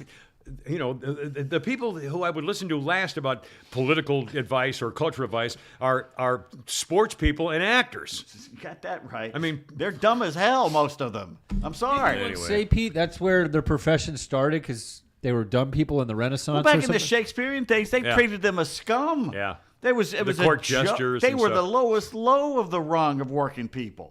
No one paid any attention to actors till Hollywood, the golden era in the 20s and 30s, when they became big stars. Yeah. And that's when people started paying attention to them. Well, I guess once sound came into film. Yeah. In fact, I'm going to bring up something here shortly. Have you ever heard of the It Girl? Oh, yeah. Do you know what that is, Flounder? I'll bet you don't know what the It Girl is. Cousin. Have you ever actually heard the phrase, she's the It Girl? Or yes, I've heard the It Girl, yes. Do you have any idea what like the about popular girl? We're going to find, well, we'll talk more about it in a second. I know her name. First of all, that, ladies and gentlemen, is a tease. I know several. But anyway, first of all, now, holy crap, it's sports. Teases too. Coming up later, a couple of sports things I wanted to ask you about. Derek Carr. Yes, sir. Refused to be traded officially, so they cut him. Yes, sir. So now he's a free agent. Yes, sir. And is that and now what about the coming to the Falcons, or do we have Well, worry about him? Or I don't think he's he wants to 34 come years here. old for one thing. If I was the Jets, I'd jump all over him. But they're going after Aaron Rodgers for some reason. Aaron Rodgers is washed up. You think he's washed up? Did you see him play the last few games? He couldn't throw it 30 yards, and he threw it. And he threw it to the other team. With the season on the line. I didn't get that impression. He's 39. Yeah. Well, that's a lot. Actually, I'm sorry. Derek Carr will be 32. He's 32 years old. You know, he runs. So that's kind of the last. He owns almost every record for the Raiders. Yeah. So, and again, he did not want to. He wanted to be cut so he could make his own new deal without suffering for it. If he had been traded, he would have lost something or other on something. And he might show up here. He'd be an improvement. Yeah. Anyway, he's. I didn't know how you felt about him. Whether he made the right choice. I like him. Also, I thought this was really pretty interesting. Check this out. 2 stories in a row, just very quickly. The Indianapolis Colts have hired Shane Steichen as their head coach. Steichen was in Philadelphia as their offensive coordinator. Yes, sir. The Arizona Cardinals have hired defensive coordinator Jonathan Gannon from the Philadelphia Eagles. The Eagles lost their offensive coordinator to the Colts, and they lost their defensive coordinator to the Cardinals. They lost both their top guys. When was the last time this happened? I don't think it's ever happened. 1994 49ers. Who were the two coaches that left? Shanahan. Oh, Shanahan. Mike Shanahan to the Broncos. The Uh, other guy went to the Eagles. oh, God. I know this, too. Black man. Oh, I know who it is. You don't know. You don't. No, maybe I don't know who it is. Ray Rhodes. No, I didn't know who it was. I remember the name now. I remember now, but I hadn't forgotten. Anyway, I mean, that's really what a tribute to the Eagles. Now, what are they going to do? Are they now? Would you be nervous if you're the GM of the Eagles? Would you say, "Holy shit, we lost both our top coordinators"? I'll tell you what. Todd Monken left Georgia to go to Baltimore. I think that was a mistake. If he waited like one day or two longer, he could have been Jalen Hurts OC in Philly with a better team. Yeah, boy, I'd be kicking myself right now. But I thought that was pretty strange. Did you? Yesterday I was watching Ryan Clark. You know Ryan Clark. Yeah. Speaks his mind and everything. He's a funny guy. And he was on with Elle, what's-her-face from Georgia. And she's talked about Aaron Rodgers going to the darkness retreat. Have you heard this? Oh, my God. He's going to spend a week where it's basically like an old Indian sweat hut or something, apparently. Well, in the dark. Yeah. He's going to stay in the and dark. There's no, Okay, no more power to stimulus. him. And it just, Let him do what he wants. He's kind of like that He's anyway. got money He's a and hippie. time. He's kind of a freak. I mean, he is. I'd be doing the same thing if I had money and time. Not Absolutely, for 4 days. But anyway. He's fine. So Ryan Clark said, when I heard Aaron Rodgers was going on a darkness retreat, I thought he was going to Freaknik. Now imagine if a white player said that. I mean, Remember we first covered Freaknik in Atlanta. I still got the T-shirt. I put out the stand out there on the street, and Fresh from the Hood came over and did commentary on the people riding, and we used to make fun of there's some guy hanging out of his car now trying to get, hey baby, come over. It's just unbelievable fun. We have now more we'd fun probably with that. get shot if you did something like that. Well, the first few years, the neighborhoods were nuts because people were going to the bathroom on their lawns, and nobody could get anywhere. The crowd was mobbed. The traffic was brutal all through Buckhead and everything else. But it was still fun. I mean, it was pretty much harmless, and until they started swarming girls at the malls and things, and then it got out of defecating in hand. yards and then stuff it like got, that. The first 2 years weren't really a big deal, and then all of a sudden they said no more Freaknik, and they started clamping down and said, well, you come here, your life's going to be miserable because we're going to give you a ticket and put you in jail or whatever. And that was the black leadership doing that, saying enough is enough. Yeah, it's we should know better. Anyway, I was going to tell the thing about the zoo. I don't care about that. How about a thing, a bizarre thing in history? Oh, it's Kimmer's story time. It's Kimmer's story time. Do we have any music for Kimmer's? No. Wait a minute here. February 15th, 1942, a bad day at Black Rock. In Britain, Prime Minister Winston Churchill, recalling Britain's unconditional surrender of its colonial power base in Singapore, the supposedly impregnable Gibraltar of the East, was given up. Unconditional surrender to the rampaging forces of Japan, February 15th, 1942. Winston Churchill said, the worst disaster and largest capitulation in British history. A devastating setback for the Allies in the earliest days of World War II. Don't forget, we were not winning anything for quite a while. A staggering blow to the British prestige in the region. Again, that was 42. That was only 2 months after Pearl Harbor, so it was the early part of the war. But it may be a happier ending. In 1899, French President Félix Ferrer was having a perfectly delightful day dallying with his mistress, Marguerite Steinil, when at the climactic moment the French euphemistically call le petit mort, the little death, that moment, we're talking about with a special lady, something bad had happened. Ferrer, the French president, suffered a massive stroke, which caused that little death he no doubt enjoyed so much to grow into one significantly less appealing, the actual big death in the saddle with his mistress. So he Nelson Rockefeller. Like Nelson Rockefeller, if you gotta go. Can you imagine the girl?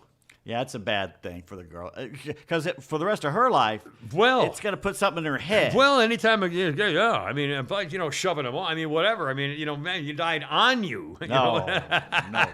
Thank you. I think Nelson had the good sense to be behind her, but I don't know. Well, bend over, I'll drive. I think it was something like that. By the way, let me ask you a I'll question. drive you here. home. Yeah. You know what Baker's chocolate is? You two both know what Baker's chocolate is. You've used Baker's it. dozen? Baker's Oh, chocolate. Oh, I know what that is. My mother used to use that in old Is it just like time for- recipes. is Baker's it like a chocolate. powdered chocolate? Well, it No, comes in it's a bar. Bars. It's like a what- base chocolate. It's like really thick, heavy, kind of.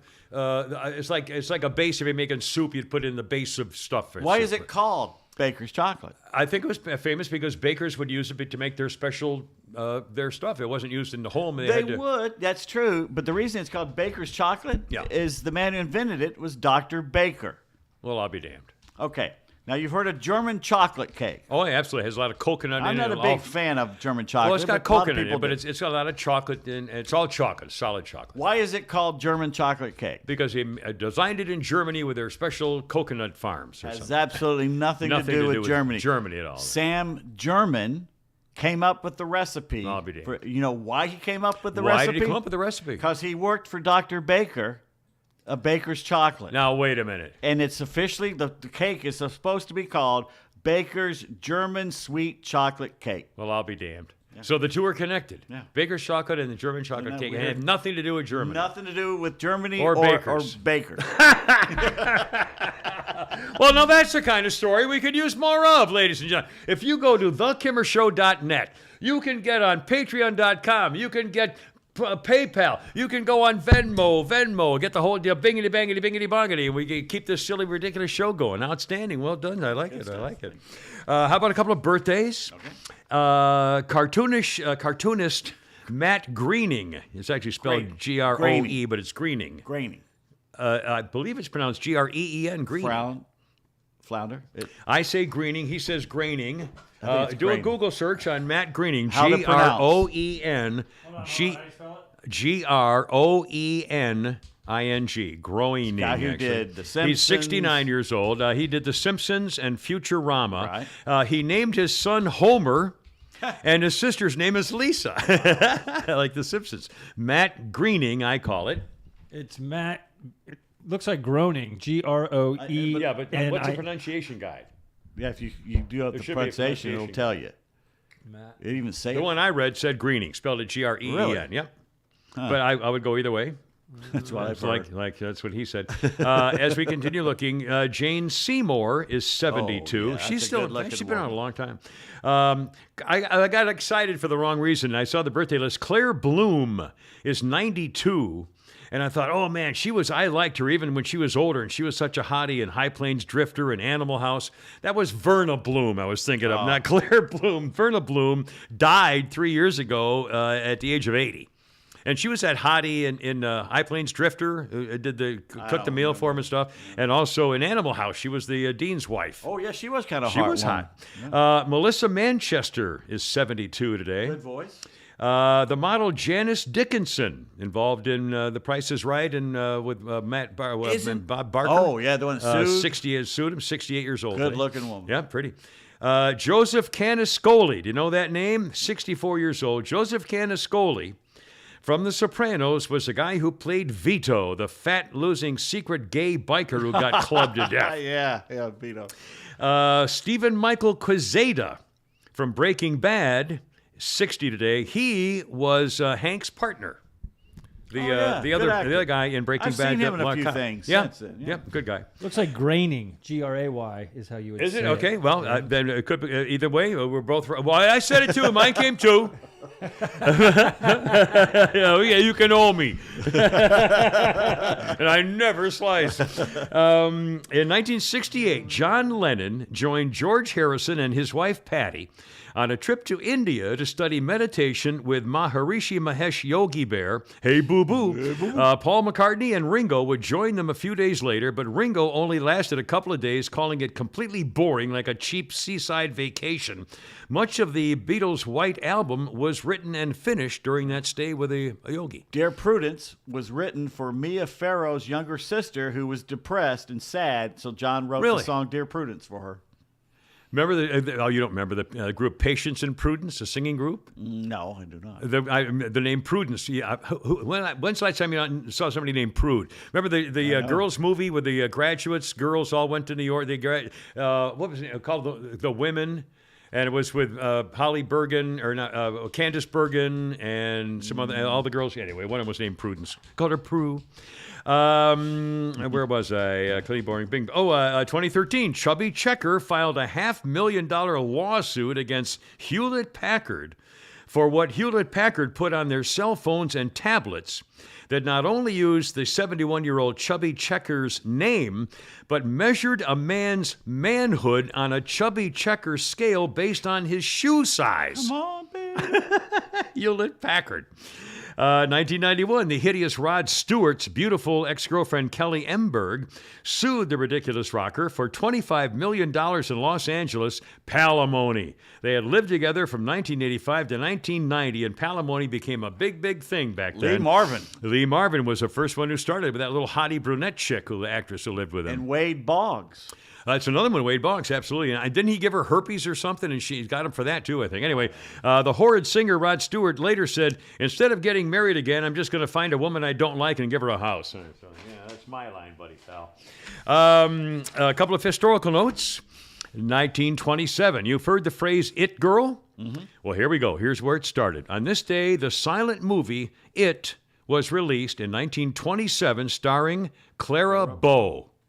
It turned this young ingenue into a legend who would come to be known as the It Girl. The movie is in the National Film Registry as culturally and historically significant. And that's where It Girl started. Now, for the record, there have been famous It Girls over the years. In the 1930s, a poor little rich girl, Barbara Hutton, who got the Woolworth fortune, was married 7 times. She was an It Girl in the 30s. So was Gloria Vanderbilt, 4 husbands. Anderson Cooper's her son. In the 1940s, the It Girl was Katharine Hepburn, who wore trousers and broke the molds of fashion and public exposure by women who had a big mouth. In the 50s, the It Girl, Marilyn Monroe and Brigitte Bardot. In the 60s, the It Girl was Elizabeth Taylor. In the 70s, Farrah Fawcett and Laura Hutton. No. Yeah. No. Laura Hutton had the gap tooth. Very Farrah famous. Fawcett was the girl of the 70s. Well, yeah. Her and Linda Carter. Yeah. In the 80s, the It Girl was Brooke Shields.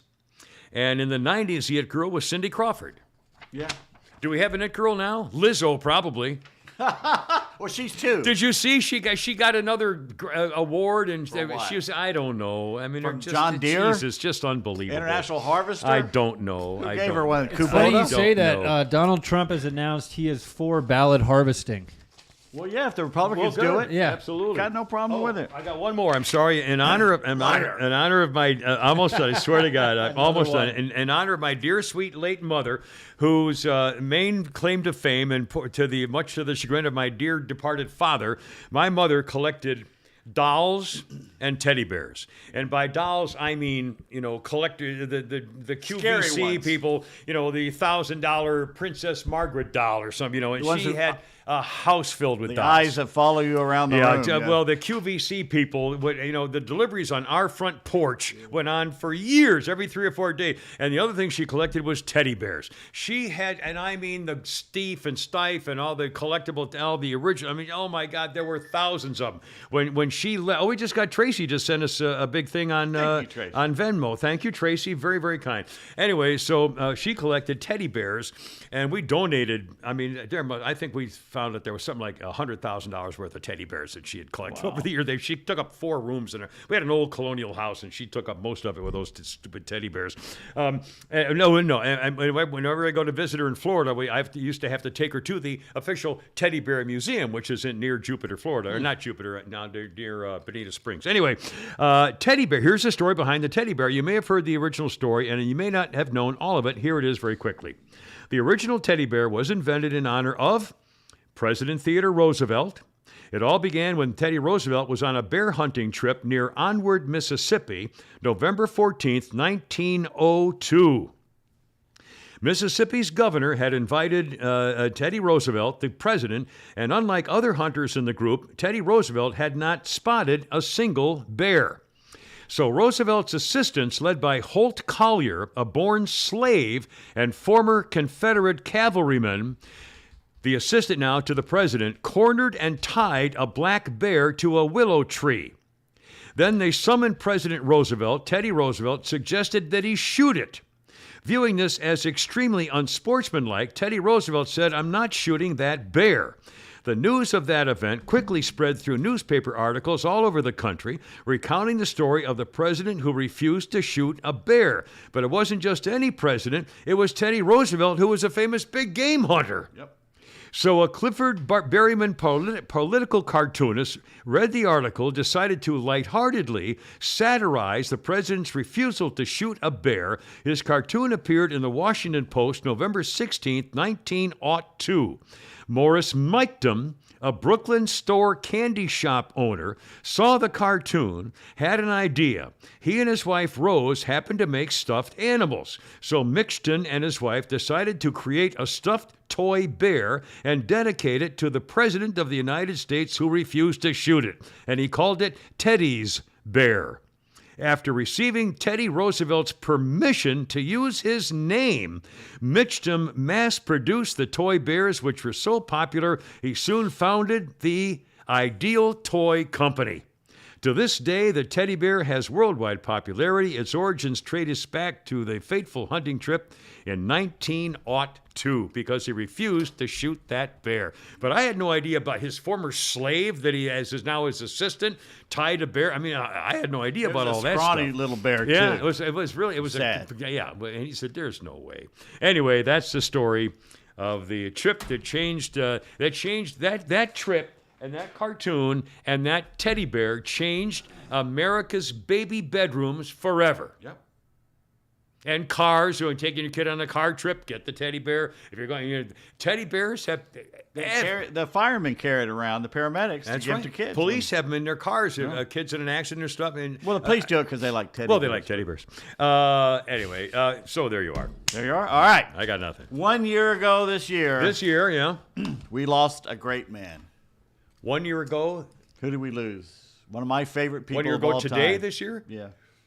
One of the Not funniest Brooksy. men who ever lived. Oh, Rodney Dangerfield? P.J. O'Rourke. Oh, God, that's right. Ronald Dangerfield has been dead for 30 years. I know. I'm just saying.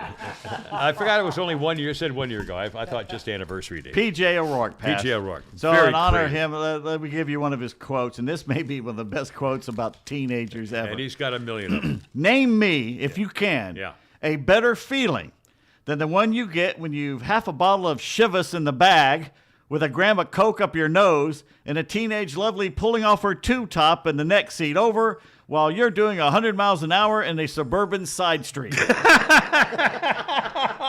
That is a feeling you never get over, I'll say that. I know I've never forgotten it myself. Get a tube top pulling off her tube top. Now, you don't like math. Flounder, you don't like math either. None of us. math. Okay. The funny thing is two of my friends who love math, they say you should always love math because there's always an answer. Well, it's, theoretically. Well, I can tolerate algebra. That's when I started hating math. Maybe even a little calculus. No. But geometry is where I draw the line. Geometry? That's the only thing I was ever good at. Go ahead. All right, You missed the draw punchline. Just missed the punchline. I thought you were going to have a thing. I did. All right, go ahead. Do it over. Do it over. Flounder got it. Everybody else got it, but you. Oh, I draw the line.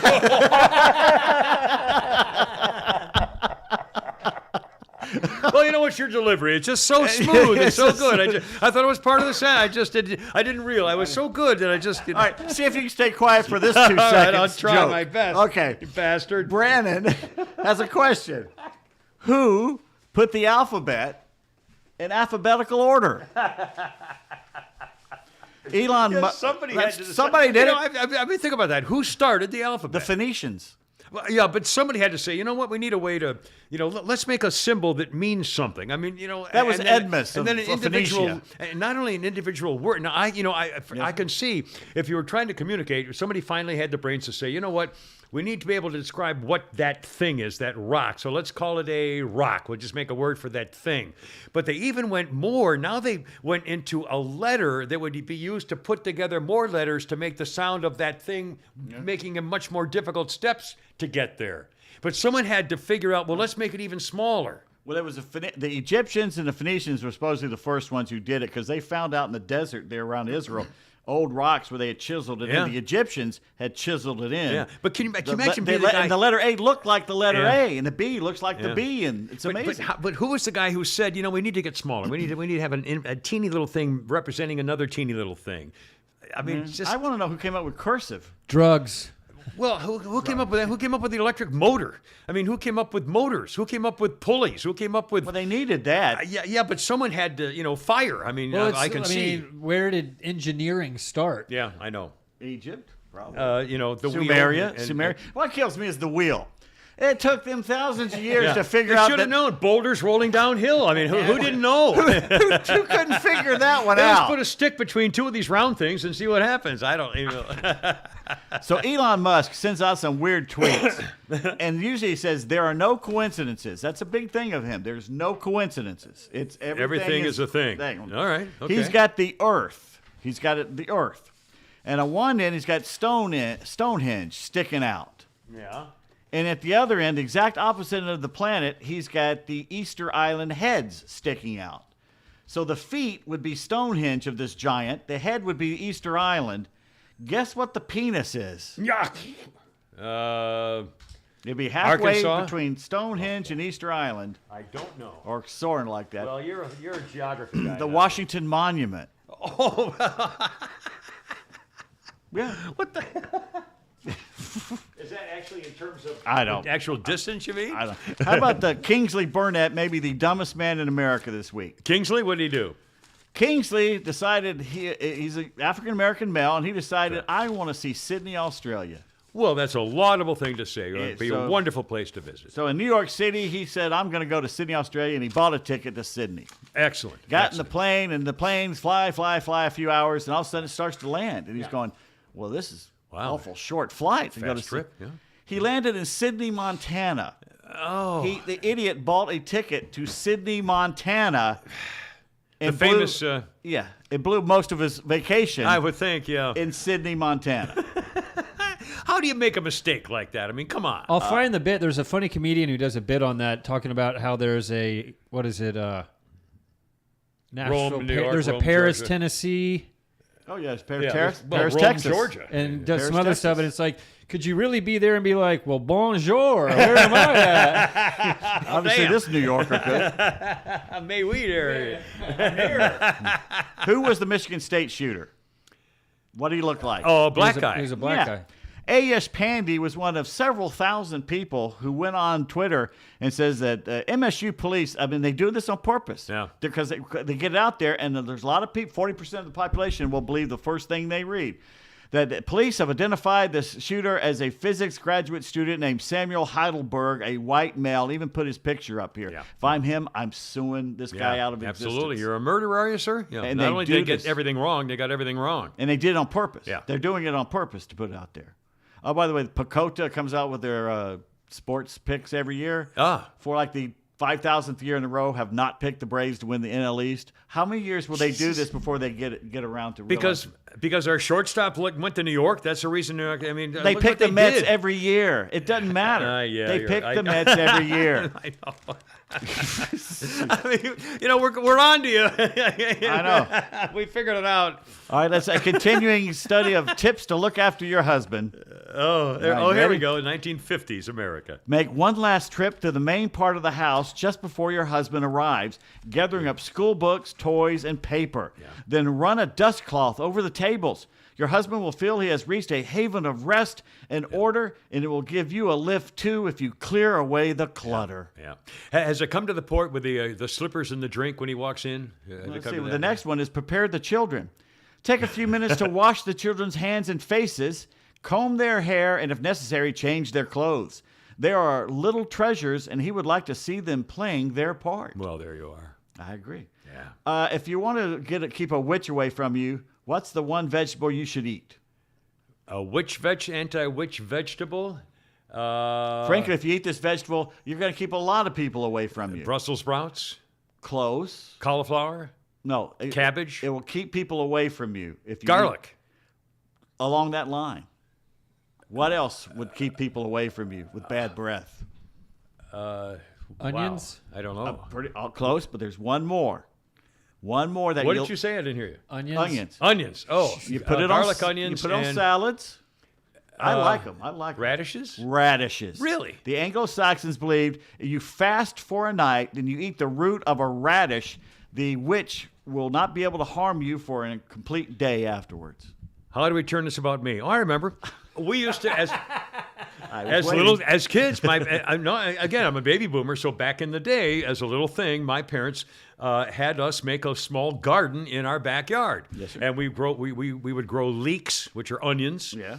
And radishes, and I think we had carrots one year. So anyway, we would grow radishes. Act like grower and freaking. It was really cool. It was really fun. And by the way, the radishes are very strong. I mean, I love radishes. Yeah, but I used to like them. I haven't even seen a radish in decades. Every now and then, I'll buy a couple and put it in a salad because I just want. It reminds me of my grandmother. She had radishes all the time. I don't remember seeing one in forever. And to bring this back around from you to me, Yes, please. When I was walking around the state yesterday, No. There was an organic farmer close by who used to farm down by the trout stream. Organic Down by farm. the river. By the river, down by the river. He had a farm down by the river. Yeah. And I said, well, didn't he have trouble with, rabbits and stuff like that? And she Yeah. goes, no, the only thing we had trouble with were woodchucks. See? I got a 30-30. He's ready to go. All right. And an AK-47. And never mind. So anyway, I asked an old man for financial advice, and he showed me this picture. I've been trying to understand it since, and he doesn't understand it. So you describe. I'm going to show it to you, and you can describe everybody what this picture All right. is. It's a picture of, well, I don't know what that is. I put my glasses back. Wait a minute. I see two. It's a street. Yes, street. And on either side of the street is a row of buildings. And there's a woman on the left-hand side of the building walking toward the camera, and a guy walking. Oh, I see what it is. A girl's walking on the left-hand side of the street on the sidewalk.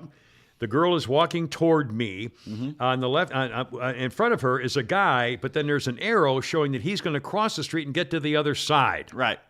So the good-looking, it looks like a busty, buxom woman is coming toward him, and the guy wearing green shorts and a green shirt, T-shirt and shorts, is going to go across the street to get to the other side, so he doesn't have to go in front of her or meet her. Right. All right. So what's the deal on that? I That's- asked an old man for a financial. Oh, avoid women. Avoid women. Yeah, the guy of how to give it financial advice. Don't go near girls. Yeah, it's women that are going to take all Yeah, your money. Tell me something I don't know. And here's one about your car. Daryl says, having a loud exhaust is like eating chips in church. Everyone looks at you in disgust. Yeah. But deep down, they want some to- too. give me. I had another guy come up to me yesterday, just asking about it and what fun, just fun stuff. So anyway, I had serious doubts I was going to get through that road yesterday at that time. too. Well. All right. Are you looking for our bad text theater over there? I You got am it yet? now. All right. I'll do our truly tasteless joke. while you tasteless do joke. that. So we're warning you. Yeah, these are. In fact, I can't read most of these. Heard about the new gay sitcom. Gay sitcom. It's called Leave It. It's Beaver. Oh. And that's a mild one. All right, Flounder, what do we got here? Bad Text Theater. Where are we? We are. Let's see. Somewhere in January. Let's see. It's got to be here somewhere. Let's see. Oh, we just did the toilet paper, the two old guys. What's the date? Well, today is February 15th, but that's Hell, not important never right mind now. that now. Is it January 10th? The break comes first. Oh, that's weird. It's the old ladies talking. It's January 14th. It's two old ladies talking. They're eating ice cream. January 14th. All right. Let's see. You the first lady or the second lady? I'll be the second. All right, you have two lines, I see that because I'm pink, right? It's color coordinated That's this what she time. It's said. very hard for you to fuck this one up. All right, here we go. Your husband is now 82 and he still enjoys chasing girls. Aren't you upset? Why should I be upset? Dog chase cars, but they can't drive.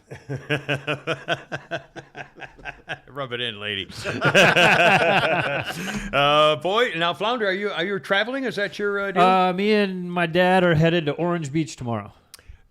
So Lawrence Beach? My aunt and uncle rent these really nice condo on the beach for like 2 months. Is this in Florida? Orange Beach is right in between Alabama and Georgia. Oh, Orange Beach? Oh, Yeah, so it's I'll be I'd there. say Florida. It's Cool. called the Panhandle of Florida. Yeah. Well, I was What gonna, did yeah, I say? you Did I say yeah. Georgia? I Well, meant that know. Florida. I'll be damned. Because it's right on the Florida-Alabama line. Excellent. Georgia doesn't go to the Gulf Coast. Now, do you go water skiing or fishing? or I'm not sure what we're going to do. I'm just kind of hang tagging around the along. ocean? So depending on the weather. Yeah. But the cool thing is the place has a really nice downstairs gym, sauna, steam, cool. jacuzzi, indoor pool. So I'm just going to spoil myself for a couple days. It's the beach. Exactly. Yeah. I mean, it's kind of hard to mess up the beach, even if it's raining. Pete, any plans? Driving, going back to check out your place or any others? Is there a second interview or if it falls through? We're trying to deal with the cell phone thing, and of course, there's other people looking at it. If they have no problem with the cell phone thing, then they may just choose them. Yeah. But if let's say that does happen, would you still look around that area? Is there other? Yeah, I love the area. By the way, the last two people that have rented it were writers and rented it to get away and write. Oh, there you are. Makes sense. All right, boys. Well, God bless America. Hoorah, Semper Fi, and I got to go kill me. Look out. Herp. There we go.